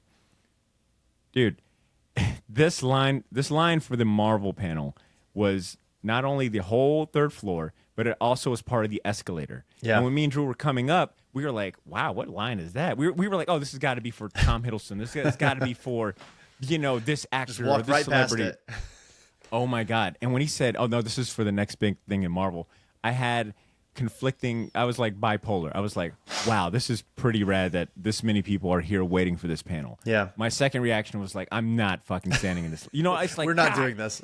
I was like, no way. No, I just could not fathom that this many people wanted to be in this panel. But it's also not surprising because, it's like the next big thing in Marvel. They're talking about the next thing. The next couple of years of Marvel, just like the launches of the next couple of years. Exactly. Yeah. It's basically laying out like giving you a preview and the plan going forward. Yeah. We should also say that DC didn't really have much of a footprint at New York Comic Con Not at all, really. Like Marvel had a lot of stuff. and DC was just kind of there. You know, a lot of their artists were there. Jim Lee was obviously there. But like in terms of like panels and such, there weren't very many, in my opinion. Did they have a bigger presence at San Diego Comic Con? Yeah, being based out of the West Coast. Yep. Okay, it was completely opposite, and it makes sense now thinking back on it in retrospect. But yeah, DC was much more prevalent at San Diego. Marvel was much more prevalent at New York. Got it. So it's like a regional thing. Okay. Yeah. So yeah, I wish I maybe would have. I think I just got a little spoiled with the other panels I had been to prior to that. Was that it was pretty easy to get in. Like the hip hop one, I got in because I had a press pass. I didn't know that one was like press only. So I would probably advise, taking some consideration that the bigger stuff are going to have giant lines. I think I just got a little cocky, I let my guard down. So it would have been cool to actually sit in that one because that was a panel where I saw the news pieces immediately after, right? It was like, Jonathan Hickman announces, Peach Momoko is doing this. And you're like, damn, they announced all of that in this panel? Like, should have been a little more patient. I already mentioned that not meeting Jim Lee or Daniel Warren Johnson, that was kind of a regret mistake. I should have maybe hunted them down a little better. Seeing Jim Lee would have been a big highlight. Yeah, of all my experiences, I still have never met Jim Lee. And I really want to. That's definitely one that I definitely want. And then last but not least, I feel like this is kind of a rookie move, and maybe more of a personal thing. I didn't get not one sketch, not one little head sketch, not a signature, and I brought my sketchbook. I think I was just a little self-conscious of one. I feel like it's clear why so many artists go to this. People are there to buy artwork. They're how many people had, hey, my commission list is closed. It's already closed. It's Saturday. I'm good. Well, you're not getting anything out of me. To kind of speak on like exclusives, you know how when the exhibitor hall opens, you see people sprinting to a certain part of the exhibitor hall. The same thing happens in Artist Alley. The moment the doors open, people are sprinting to these artists. Because the show opens at 9:00. So the moment those escalators turn on, these people are sprinting down into Artist Alley to get on these commissions lists because, and I think your wallet probably is thanking you a little bit for not getting on any of these sketch lists because they are quite expensive. But if you wanted to get a Peach Momoko, which I think she had a couple slots open at this, show, you could get on it, but it was going to cost you $500 or $600. Yeah. Yeah. I think next year I'm going to, budget and save. And it would have been really cool to get some sort of like sketch. I'm trying to think of like what I would get. And a part of me was like, man, it would have been cool to get Sanford Green to do like a hip hop artist like bust, like a Biggie or something very New York, like a Jay-Z or something a little outside of the usual. Well, I think it might be a good game plan for everyone listening right now. If you do plan on going to one of these big conventions and you have an artist in mind that you do possibly want to get a sketch from, follow their art dealer. So for instance, for Sanford, it would be Felix Comic Art. They always, if you're on their newsletter, go to their website, get on their newsletter because they will not only tell you if they're going to have commission lists, but also they will give you early access to those commissions lists. So you don't have to do it at the con. You can actually get the commission done before the con and then you pick it up at the con the first or second day. Well said. And you know what? That is a good pivot to not our second to last segment for this episode, and that is let's just do general tips, and then we'll actually show off. The cool while you were talking there, I want to quickly point out two main regrets that I had. I was thinking about it while you were talking about it. Number one was recently on the show we had David Dastmalchian and Leah Kilpatrick. Everyone knows David and his work in the acting world, but Leah, of course, now working on the Headless Horseman annual over at Dark Horse. We had both of them on the show, and we released that episode on Saturday of New York Comic Con. And at one point, I heard that they were at a booth close to Comic Sketch Art. So I ran over, I said hi to David, I said hi to Leah. I was so excited, and I didn't even think about it. I really wanted to get a picture with them. Totally spaced it. They had a long line, and I kind of just like popped in and said hi. And the moment I just like popped in and said hi, they wanted to like chat for a moment, which I was very grateful for, but also didn't want to like take up all the people who were like sitting there waiting. I didn't want to be like that guy that's like pops in, says hi, and like stays there for like 10 minutes.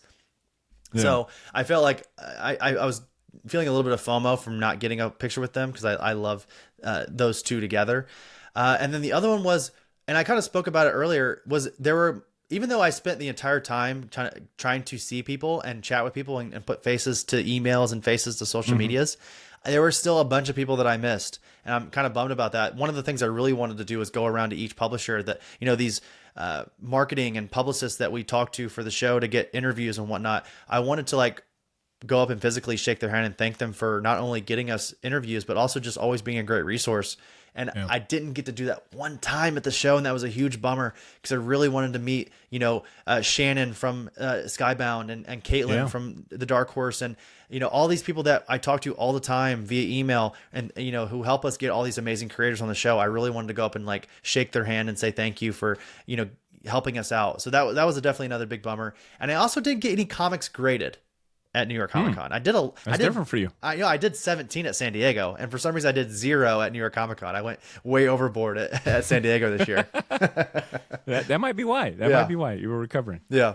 All right, let's pivot into tips and tricks. All right, so this next segment is for aspiring New York Comic Con first timers that want to go next year, that are planning to attend New York Comic Con 2024, or folks that have attended a few times and might want to pick up something new. So let's share our tips and tricks.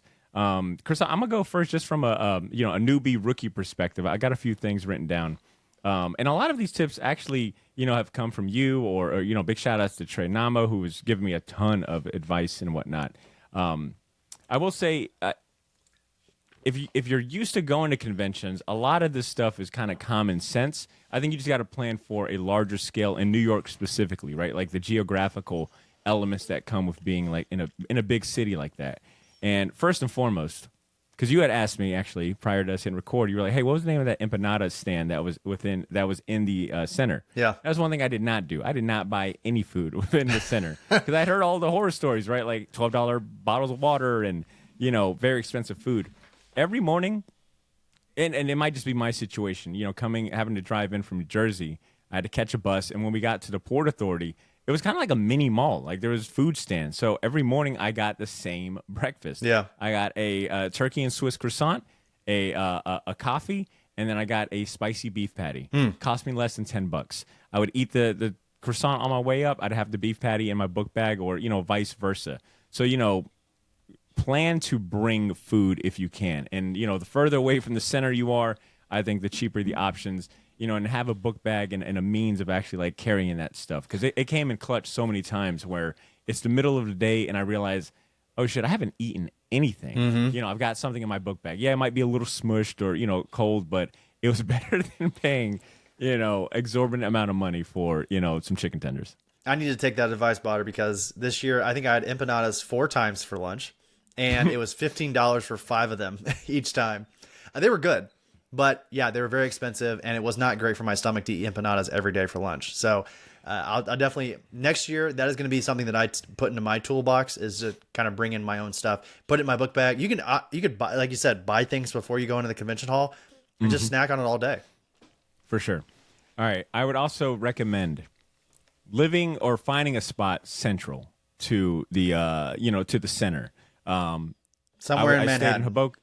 Yes. I stayed in Hoboken, New Jersey, just because it was cheaper, mainly for the price and just the timing too. We were kind of running out of time to find a place, and I feel like I might have missed out on some things, or it was just a lot harder, a little more inconvenient to try to go to places sporadically, or like I forgot what night, but I think you had hit me up like, "Hey, we're gonna go out," and it was already kind of late, and it was like, all right, well, I'd have to get on the bus, then catch a subway. So I think if you live central, you open yourself up for the opportunity for sporadic or spontaneous hangouts, or you're just kind of close to the action. You don't want to lug. I forgot it was Friday or Saturday, where I got a little over ambitious with like buying my merch, and it's like, oh shit, the train that I took doesn't run this route, in the evening, so now I've got to walk, 10 blocks to catch the next, subway. So I think having a central location, finding a good Airbnb or even just a hotel, it'll save you a lot of it'll just save you a lot of effort down the line. Yeah. I'm also gonna say I was very self-conscious about like getting sick, and I knew I was gonna be around that many people. Granted, it was a risk I was willing to take anyways, right? There's an inherent risk in knowing you're going to, 1, be going on an airplane, 2, being surrounded by that many people, and just 3, just being out in the elements. The con crud, as they call it. Yeah, exactly. I knew I had stuff to do when I got back, so I took like some immune boost stuff. I had hydration packs. I was really kind of like, Or is that what called vitamin C or vitamin D? Well, I had like some zinc, like candies, like sure. like what are called coldies. So like, hey, Yep. take these before a cold and all that. So I would say, pack some immune booster stuff, some hydration packets, especially if you're doing a couple of nights of like karaoke and drinking. You'll thank yourself in the morning. This is all good advice, Badr. Why didn't you tell me any of this before the convention, huh? Because you're a pro. You're a pro, man. You know. Lock. All right, I'm gonna go through these next ones a little quicker. I would say getting there the day before, just to get a lay of the land. Me and Drew flew in on Wednesday. We got there like during the afternoon. We got to scope out like our neighborhood, the Airbnb. But we also went to the actual center after learning like, hey, we can go pick up our badges up until 7 o'clock the Wednesday before the convention even starts. So it was nice to just get there, get a lay of the land, like, understand our route, and just kind of like, have the convention to ourselves, even though it wasn't to ourselves. There were still people there, but to be able to see the before and after. It wasn't like immediately going into like the chaos. You can see it before it gets wild. Yeah. So I highly recommend if you can get in the day before. That's great. I'm going to give credit to Trey for this next tip, which is walkie-talkies. He was telling me like, hey, the reception's really bad, and I'm used to bad reception at most convention centers. He advised I bring walkie-talkies, and I bought like a cheap pack of 3 from Amazon. Didn't use them once, which was kind of foolish because I know for sure on Saturday, the busiest day, no matter how many times I'd find Drew or he'd find me and we'd be like, okay, we're rolling together. You cannot account for, ooh, squirrel, like, ooh, this is cool. And you turn your back for 1 second and you turn back and they're gone. Yeah. And it just saves you the hassle of having to text, hope your text goes through, or trying to call them. And, like a walkie-talkie would have just been, yo, where are you at? Oh, I'm right around the corner. What was your guys' call signs? What was mine? I think I was, oh my God. They'll come back to me. They'll come back. I forgot which one we chose. I think I was like Beige Thunder. I Thunder. Beige Thunder.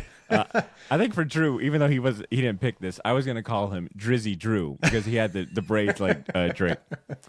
All right, let's see. I would also advise if you are a content creator, a podcaster, or someone that dabbles in this world, to plan your content, right? Like the amount of photos and videos I have that I haven't even posted. The interviews I kind of wanted to get. I brought my recorder, didn't even use it once outside of the recording the panel. If you are a content creator, I would highly recommend coming up with some sort of plan of like, or even like just dedicating time. Like, okay, I'm gonna go to the con, for this many time, and I'm gonna, find an hour to like post, to organize like my content and get it ready. Because trying to do that the day after or on the plane or when you get back it's just exhausting, right? You're tired. You don't even want to really look at all that content. So I would advise. I know I'm going to do a better job next year figuring out ways to like, post and try to get interviews. We tried to do that this year. We did the interview-a-thon over at the Oblivion Bar where we released an interview every day from Wednesday until Sunday. And so the weeks leading up to New York Comic Con, we planned out. Oh, you were busy then. Yeah, interviews with Christian Ward, Danny Warren Johnson, David Dastmalchian and Leo Kilpatrick, David Boer, Drew Zucker, David Weiner. All of these interviews we did leading up to New York Comic Con. And then that way, during New York Comic Con, we could kind of relax. Now, as we know, as podcasters, there's no relaxing. Come on, that's a lie. That's a farce. You don't relax. You keep adding onto the pile of content. And we did that. There are definitely, a lot of things that we haven't even posted yet ourselves. And to kind of speak on what you were saying, and kind of along with me being sick the last couple of days, we're recording this but just about a week after New York Comic Con. I just now posted our first photo dump, and I still have like 2 more planned. So there's a lot out there. Yeah. And I think it'll, if you plan better, then you can kind of ride that topical wave, right? Yeah. Like we're a week out, and admittedly, I think New York Comic Con content, or even like any type of convention content, like after a week it started, it's kind of like, all right, man, like, move on. That was a week ago. Especially, I guess, just considering how quickly society moves when it comes to like news and, our attention span. Just plan better. And that's something that I want to do a little better next year, is dedicating time to like figuring out what I'm going to share. Because, it kind of goes, you kind of feel a little bit of FOMO too, as like someone that's supposed to post content and provide coverage. Is, like, I know I was feeling like, damn, I haven't, posted a video. I haven't done this, I should, I'm here as a press. I need to be doing my job. I'm thinking about the fans and the listeners. So there's a little bit of that kind of hovering over you if you're going as a professional. You know what's funny is that that exact thought we're talking about right now in terms of like capturing the moment and providing that to followers and listeners on our platforms. I selfishly kind of took a step back this year to kind of speak on living in the moment. I purposefully, of course I still posted shit all the time, like more so than most people would, but I didn't go in with any real goals to like try to post anything, right? Like I really wanted to like enjoy this for myself a little bit this year. For Aaron and I, we wanted to like fully live in the moment a little bit. And I think if you're anything like Badr or I, you're going to capture moments that are fun and worth sharing, but like you're not in a very similar way to like talking about the exclusives and all the things that lead up to New York Comic Con. You're never going to be satisfied ever if you plan it all out and then try to accomplish everything. Of course, there are going to be highlights that you want to hit, but there's a certain level of just kind of accepting the madness and being like, I'll get whatever I can get, and I think that will be good enough. And I feel very happy with what Aaron and I captured during our time at New York, and to like think that you can capture it all and post every day and post all the time with the internet issues, with trying to do everything all everywhere, A24 reference, everything everywhere all at once. Like you just can't. You just kind of have to just again endure and then like kind of gather yourself at the end of the night and then see what you can share. Really quick, a quick little tangent because I know how much you love A24. Yeah. I finally watched Past Lives, by the way, on the plane on the way cry? back. Stupid beautiful. Oh, The movie dude. was like, yeah, and like I don't know what possessed me to watch such a beautiful movie. It was me. I told you to watch it. Romantic, sad movie on the plane. I'm like, like everyone's sleeping. I'm the idiot, like with the light beaming in his face, like, she exists in your mind, buddy. You know what I'm saying? It was good. That's probably one of my favorite movies of this year, everyone. If you're listening, sorry, Yeah, it's outside solid. of New York Comic Con, go watch Past Lives. It is so For good. sure. For sure. All right, I got a couple more tips and tricks. I'm going to go through these pretty quick. I printed a map thinking I was going to like market. I printed like a physical map. I was going to market, write down certain vendors. I will say their app worked pretty well. Yeah. I built like my panel schedule on the app. I think they also had the maps on there as well. So, it was one less thing I had to carry or worry about getting out of my backpack or back pocket. So I will recommend utilizing that app. Now, granted, I did run into a couple of issues where sometimes it would like erase the schedule or I had to reset it, and that was a little annoying.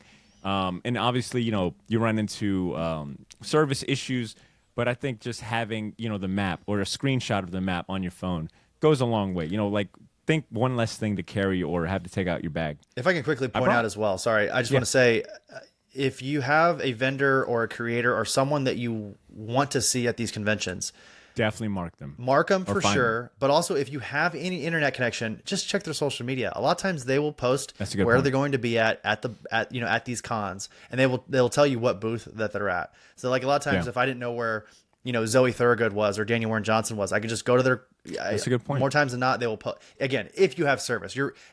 Badr's route is much more efficient than mine, but if you do have the service somehow, that's like a quick second plan. No, that's a very good point. That's honestly how I found David Harper, because I was trying to buy one of his zines. Yep. And I knew he was set up somewhere, and I think I had checked his Twitter, and he was like, "Oh, I'm at Declan Shelby," or "Hey, I'm not there right now." You know what I'm saying? It saves you time. Yeah. Because getting anywhere there is a hassle. Yeah. Just fighting the wave of people, going up and down escalators. Like, save yourself time. Next tip, I brought cash. I actually took my advice from Heroes Con. I think I pulled $200 out. I used all $200. I did have to dip into the cards. There was a couple times when I had swiped the card, but it was extremely helpful having cash. Yeah. Right? Like, it was a physical representation of my limits. It was, a haggling tool as well. Absolutely. Just getting a good deals. And you also avoid, and it's also like a time saver. You're avoiding bad system processing, right? Like, oh, this, the PayPal isn't going through, my card reader doesn't work, I'm looking for a signal. It's like, boom, quick transactions. You might knock a couple of bucks off on a few occasions. You know what I'm saying? It was like, okay, that was my first line of defense. And when I'm starting to dabble with the cards, that's when I started getting more self-conscious, because now I couldn't see the cash. And I was like, all right, B, this is a dangerous, you know what I'm saying? It's kind of dangerous. So I will highly, highly advise cash. Cash is king. Bring what you're comfortable bringing. Yeah, that's a big one. I wanted to highlight that specifically when I saw this on the list, because for more so, you say that it kind of helps you gauge how much money you've spent, but also these creators, these vendors will give you deals for cash. They want that green, right? Like All day. like you said, the invisible electronic money, it doesn't exist. It's all in the ether, right? But you can hand them a 20 and say, hey, listen, I'll take this $50 worth of books for 35. I have 35 in cash right here, and they'll do it For sure. 8 out of 10 times. And if you can keep your cash until Sundays, that's kind of like not the unspoken rule. That's like the well-known rule. On Right. Sundays, you get your best deals. People don't want to carry things back. They're trying to offload. If you can keep your cash until then, I mean, you probably could sweep. Yes. All right, last 3. I highly advise bringing a change of shirt and or deodorant. A rain jacket is clutch. Something light. That Saturday, like I told you, walking through the rain. And then, walking into Imagine us this walking sea. through downtown Manhattan, Oh my 11 God. blocks And then- in the pouring rain. And then walking through the sea of people. The first thing I thought, aside from, holy shit, where all these people come from, was, holy shit, this place is going to stink Yes. in about 2 hours if it hasn't already. I think maybe I was used to it, but it would have been nice if I had, like, a change of shirt, to like a dry shirt or something, some Dio or whatnot. Because it kind of, I started Saturday just, like, kind of pissed. I was like, I'm wet. I know I stink. I'm hungry. And big shout-outs to Kyle Willis. He was kind enough to let me just crash, to sit at his, at his booth and just let me eat my sandwich and dry off. It was a game changer. Obviously, bring a water bottle. I feel like that's kind of that's kind of obvious. Definitely don't want to be like dehydrated because you kind of forget to do that. Like you forget. Oh, I should probably drink some water. Oh, I should probably eat. Like your energy and you're going off the adrenaline and just being around all, like you said, sensory overload. You forget to do the basic things like I should go use the bathroom. I should go wash my hands. I should eat. I should have some water. So. You got to take care of yourself. Yeah, you really do. And honestly, like the sodas and the energy drinks, if you want to drink one in the morning with like breakfast to kind of get your energy high, sure, I get it. But like, do not drink a Monster at 2 p.m. on Saturday at New York Comic Con. You're going to tire yourself out. You're going to ruin the rest of your day doing that because it's a lot of walking. You're putting in like, I mean, if you're walking as much as Badr and I, you're putting in like 20,000 steps. Let's see. I don't even know. I didn't even look, but I know it was well over like 20,000 each day. Okay, because I know when me and Drew recorded, I think we recorded on Saturday after day 2. Was that day 2? Was it? Yeah, day 2. No, we recorded on Friday. It was one of those days, and he had already 20,000 steps. Yeah, and it was not even Saturday. And I'm trying to look up mine on the spot. Okay, here we go for the week. Wow, jeez. Now you got me wanting to pull up mine really quick. Pull yours up. All right, Saturday I did about 20,000 steps. Friday was about 14,000. Thursday was about 18,000, and Wednesday was 15. Wow, Wednesday was 15,000. That was my day that I arrived. You know what I'm saying? That is easily, what is that? 10 miles, 7 miles, 9 miles. You know what I'm saying? We're already almost up to like 30 miles. Yeah, you got to take care of yourself. What do you got, Chris? Let's see here. So Wednesday I did 16,000. Thursday, okay, so about 8 miles. Thursday I did 19,000. Friday. Okay, so close to 10 that day. Friday I did 21,000. Holy shit! So that was about 11. Saturday I did 21,000. It was about 20, close to 21,000, and then Sunday I did 23,000. You were hovering, not to do math on the spot, but hovering somewhere around like 40, 50. Yeah, I did miles. about 12 miles a day. Wait, my math might be no. I think I'm because I think usually every 2,000 steps is a mile. Yeah. Anyway, this is not the step podcast, but yeah, you got to take care of yourself. You got to hydrate. You got to feed yourself. And the last thing I have on my list of a piece of advice is bring a book bag that you can carry.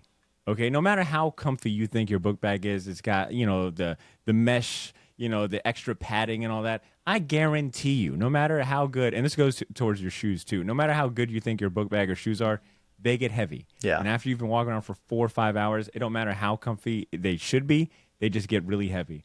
I utilized a two-tote kind of tack. I had my backpack and I had a tote. Like the tote was where I was putting in like the merch and things. My book bag had, the food, my jacket, water, and things like that. So just kind of like to distribute like the heaviness where it's not all in my book bag. I've got something handheld.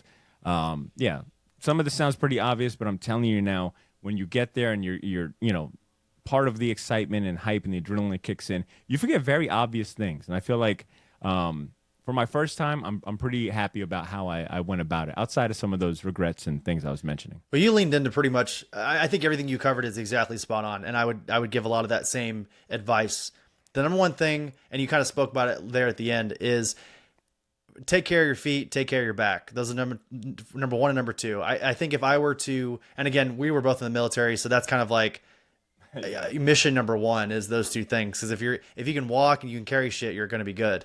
But if I were to give you the best piece of advice, get you a pair of On Clouds. Everybody listening right now, On Clouds, one of the best running / walking shoes you can buy. And then I know this sounds silly because a lot of us don't have this problem, but Dr. Scholl's Odor X spray. Now, I don't have like naturally stinky feet, but I'll tell you, the number one thing you don't want your feet doing when you're at these conventions is to sweat, because that's when you start to chafe. That's when you start to, again, smell. What is with the balloons, man? What is going on here? I have no idea, but I'm kind of loving these balloons. Maybe it's like my birthday, or not. It's not my birthday, but maybe it's like an anniversary using. I'm just gonna ignore it from now on. But anyway, yeah, Dr. Scholl's Odor X for sure. Invest in that. Every day I give it to people that I room with. Like it's a great kind of equalizer, and then some really comfortable shoes. Again, I recommend On Clouds are my two main pieces of advice. Along with that, I will say if you're going to get things signed, go to cgc.com. They have these really great kind of it's like a bag and board openable. That's not a word, but you know what I mean? Like it's like a window bag and board. Yeah. So that way when you're getting things signed, you can quickly hand it to the creator. They can open the window, sign it, and then close the window right there, and it doesn't smear. You don't have to take it out of the bag and board. You don't have to worry about your cover getting attached to tape or whatever. It's a really quick thing, and it's saved my ass many a times of getting a quick signature. Smart. Very good advice. Well, I also feel like we almost sound kind of like a mom. Like, make sure you pack your deodorant, drink your water. 2 pairs of underwear. All right, let's wrap this up with a bang. All right, let's talk about some of the cool merch we got, some of the exclusives, what we picked up, our New York Comic Con haul. Most of the listeners know that I am terrible at just picking 3 things. You know, if I'm like, hey guys, let's do 3 things, I'm like, but I'll do You give 10. 7. Yeah. I tried to do good on this one. So, Chris, I'm gonna go first, and then I want to hear yours. Sure. First and foremost, I think the first thing I bought the whole weekend was, and this is probably where you might want to go to the video version of the podcast, but I'm gonna try to do my best bring mine in the room to describe it.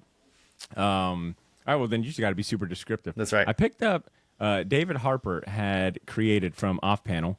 Had created these zines, these little zines that included a bunch of like detailed interviews.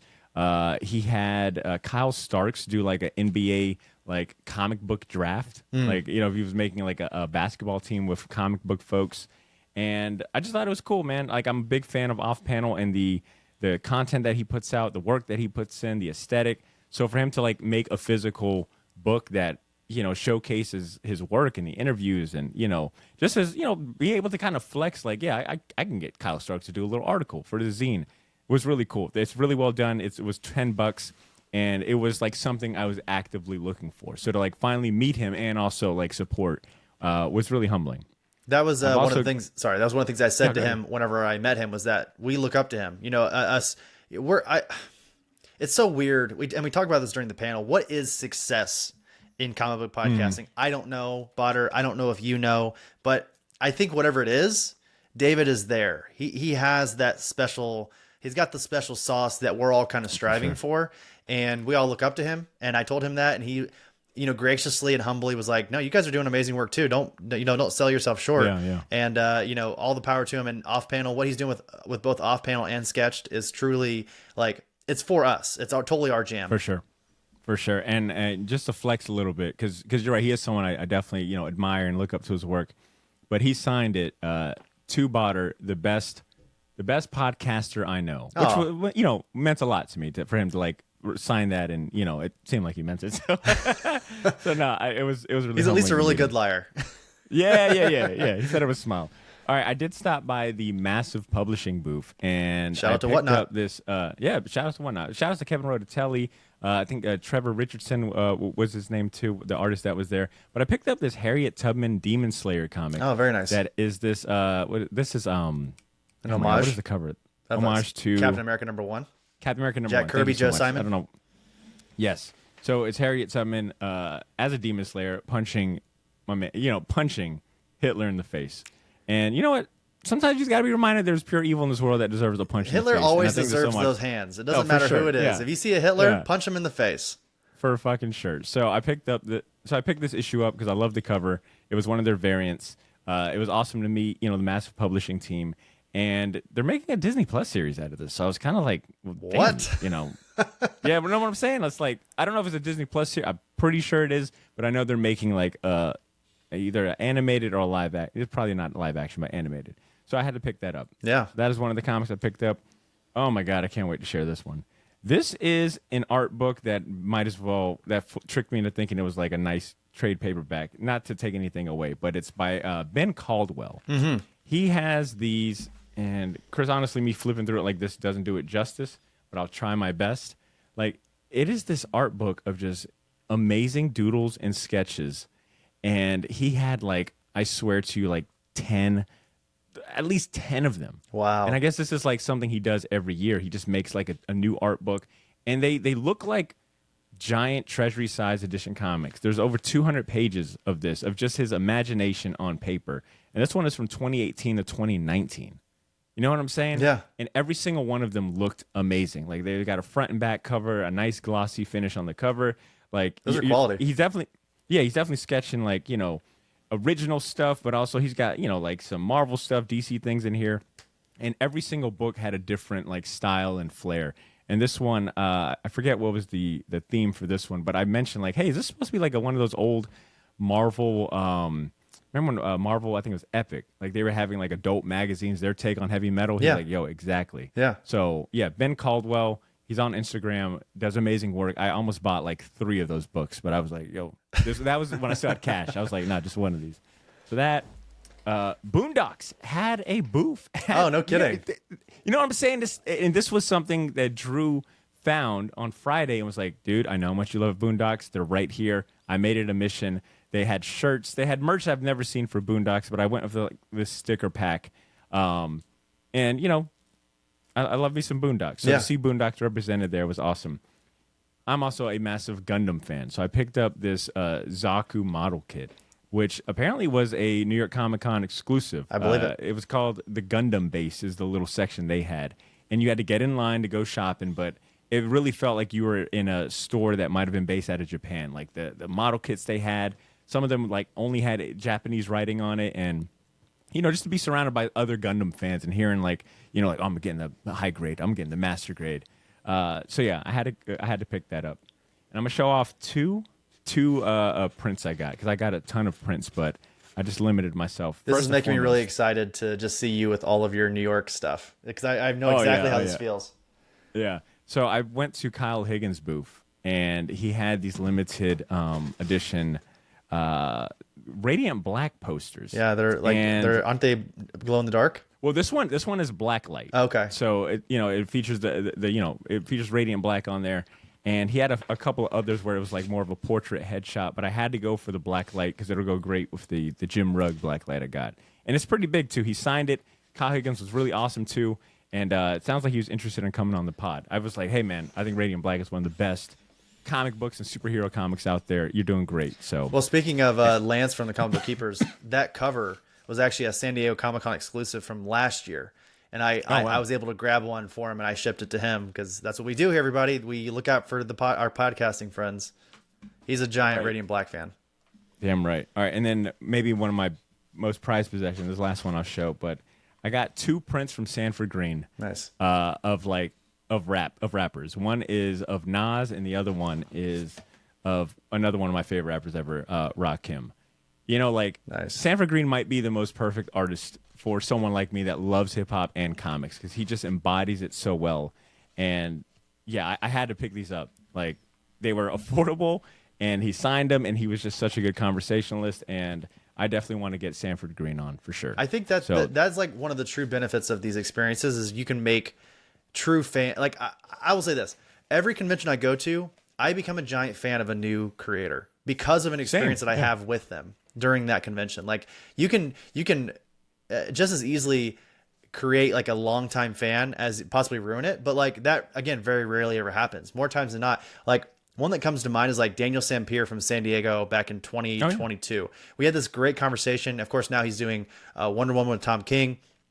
He's just one of the nicest guys ever. And this actually kind of ties into really, because again, I talked about earlier how I didn't really kind of invest in exclusives this time around. I didn't really like go out and search for stuff, but that doesn't mean I didn't buy things, everybody, because that's what I do. I still buy things. And one of the things that I didn't buy this. I'll be honest. I was gifted this. A great interaction that I had from that same convention, San Diego 2021, was I worked Sweeney Boo, who is the artist on Harley Quinn currently with Teenie Howard, who's writing it. I worked that booth with her quite a bit that weekend, and we just totally meshed. I mean, she came onto the podcast a couple of weeks later, and we've been great friends since then. And she told me, because I asked her very offhandedly, I was like, hey, do you ever do any commissions? And she's like, well, not really, because I'm mostly a digital artist. And I was like, okay, no biggie. Like, we honestly just kind of moved on. This year at this year at New York Comic Con, I walk up to her to say hi. And she gives me a hug. We're kind of chatting. And she goes, oh my gosh, I have something for you. And she goes around, and she's small. She's like maybe barely 5 foot. She walks around to her booth, and she pulls out an original sketch by her of Ms. Marvel, of Kamala Khan. And she hands it to me. Cool. She said, this is for you. I know we talked about it at San Diego, and I wanted to give you something. I'm just so happy that you brought me on the show and that we're friends. So she handed it to me, and I have that posted on social media. It was truly just one of those core con memories. So that happened. Badass. It was incredible, you know. And she doesn't do very many original sketches. She does have a commission list every once in a while at these cons, but she is mostly digital. So all that to be said, Sunday rolls around. I have a little bit more money than I thought I would have. And she, you know, are you familiar with like Artist Prints? Are you familiar with that game at all? No. Okay. So a lot of times creators will have original art at, you know, like full pages of original art from like comics, you know.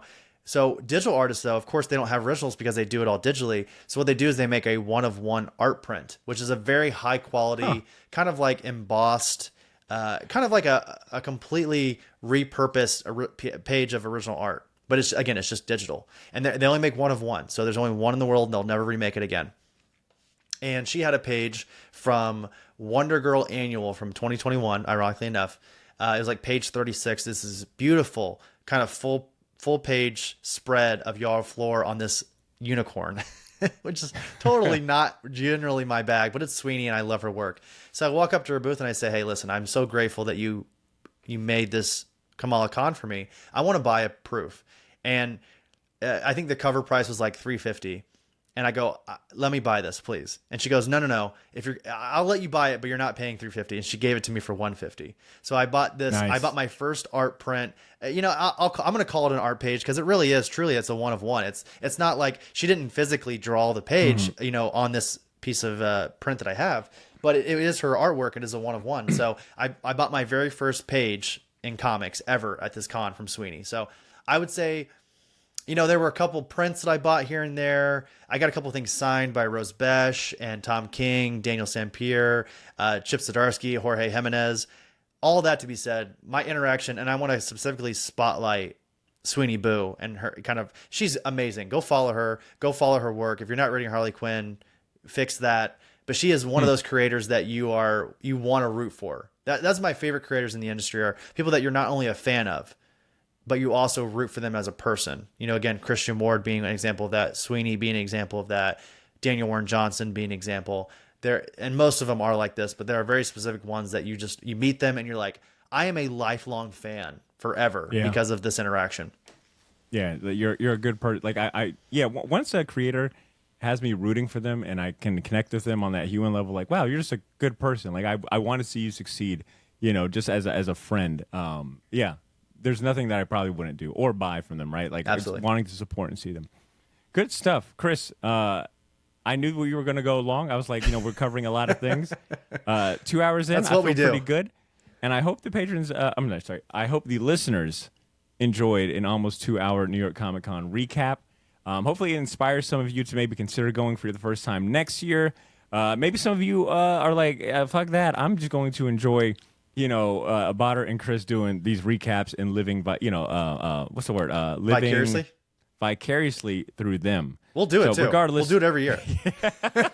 Yeah, exactly. Look, if you want me to go to New York Comic Con every year and get on the mic and blab about a good time, I'll do that. Totally you know, do it. Responsibility I'll take. But regardless, Chris, I really appreciate you finding time. I know I know that you were overcoming con crud and all that stuff. Thank you so much for getting better and then hopping on the podcast and talking New York Comic Con. Happy to be here. Happy to have spent a large portion of that con with you. We had a great time. I mean, you were as great as I thought you would be, and I think every night that we hung out, we had great conversation, great time. Now I just got to get you to San Diego next year, San Diego and New York, and then eventually working for Comic Sketch Art, and then have you moved to Indiana. There's a lot of things I need to just make sure happen. Yeah, that's funny. You're like, and then I got to wear your skin, take over your life. That's funny. That's good stuff. All right, Chris, one more time. Do you want to go ahead and plug Oblivion Bar? Where can people find you? What do you got lined up? Yeah. What do you got lined up? So the Oblivion Bar podcast, a weekend review of all things nerd, where my co-host and BFF, Aaron Knowles, and I get together each week and just kind of talk about whether, again, the weekend review of nerd. It could be a movie review, could be a television review, series review, whatever. Creator interview. We do battle royales. We do anime. We have a new anime segment coming up called Midnight Rewind. We have comic spotlights. We have so many things planned for the future. Well, essentially just to kind of round out 2023. We're kind of nearing the end of 2023. It seems wild because we still have a couple months, but as podcasters, we always like to kind of plan months ahead. That's kind of what I'm doing right now. But in terms of like what we have planned in the future, because we are still very much supporting SAG-AFTRA and their continuing strike. We just had the WGA just finalize their contracts with the executives, with the bigwigs, but the SAG-AFTRA folk are still fighting that good fight. So we're still not reviewing anything quite yet, but we're still kind of figuring out. Aaron and I are taking this week off, the week after New York Comic Con, but stay tuned. We're going to have great stuff regardless of what we have planned. I'm always very proud of what we put out with, our content over at the Oblivion Bar. So that's oblivionbarpodcast.com. Go check us out. We're on all the streaming platforms. Check us out on YouTube, youtube.com/Oblivion Bar Pod. And be on the lookout for more new things. Done deal. And for you listeners, I'm going to have links to all of that in the show notes so you can give Chris and the Oblivion Bar a follow. I also want to give a big shout out to Aaron, your co-host, who I finally got to meet for the first time. And I'm convinced that Aaron and Drew were separated at birth. Yeah. All right? That is a theory I'm going to prove one day. Kindred spirits. But if you exactly. If you enjoy me and Drew's banter, then I guarantee you're going to enjoy Chris and Aaron's banter. Once again, big shout out to everyone I met at New York Comic Con. I apologize if I didn't call you by name or call you out by name. It was one of those busy weekends, but I truly appreciate everyone that I got to meet for the first time and shake hands and meet in person. With that being said, there you have it, Shortbox Nation. That is the end of the show. Thank you so much for sticking with us. If you're hearing this part, you're someone that I like, all right? You're someone that finishes the job. The real ones. Yeah, you know what I'm saying? If you're still listening to this, if you're hearing this outro, I truly appreciate it. If you enjoyed this episode, I'm asking just for one small favor, right? Help us spread the word. Share this episode with a friend or someone that you know that loves comics as much as we do. And if you're feeling extra generous, if it's not too much, if I'm not being too pushy, feel free to leave us a review on Apple Podcasts or Spotify. It won't cost you anything, maybe just a couple of nice words and some time, but it does go a long way. Now, as far as next week's episode, I can go ahead and share that we've got maybe a top 5. I don't know. It's a Hall of Fame short box interview because me and Cesar had the opportunity to interview acclaimed horror author and amazing comic writer himself, Joe Hill. We talked for almost 2 hours. Maybe it was damn near 2 hours about horror comics, the psychology of a horror. We talked about his imprint, Hill House Comics. We talked about Lock and Key. We talked about ghosts. He told us like a really epic ghost story. It was by far one of the best interviews we've done, and I can't wait for everyone to hear that next week, just in time for the spooky season. If you're a Patreon subscriber, you're going to hear that very soon. All right, you're going to hear that days before everyone else. So if you're not a Patreon subscriber, hopefully that is a little hint to hop on the Patreon bandwagon at patreon.com/the shortbox. If you want more New York Comic Con coverage and content, there's that episode of me and Drew, the Day 2 recap. Besides that is everything. Hey, I'm over there, by the way. Come join me. It's fun. Yeah. Chris is there. I'm on Chris's Patreon. That's right. Supporting as well. They've got a great Oblivion Bar's got a great Patreon page as well. But enough of the shameless plugs. Thanks once again for listening. You guys do what you do best. Continue to make mine and your short box. Take care of yourselves. Read your comics, and I'll catch you next week. Peace.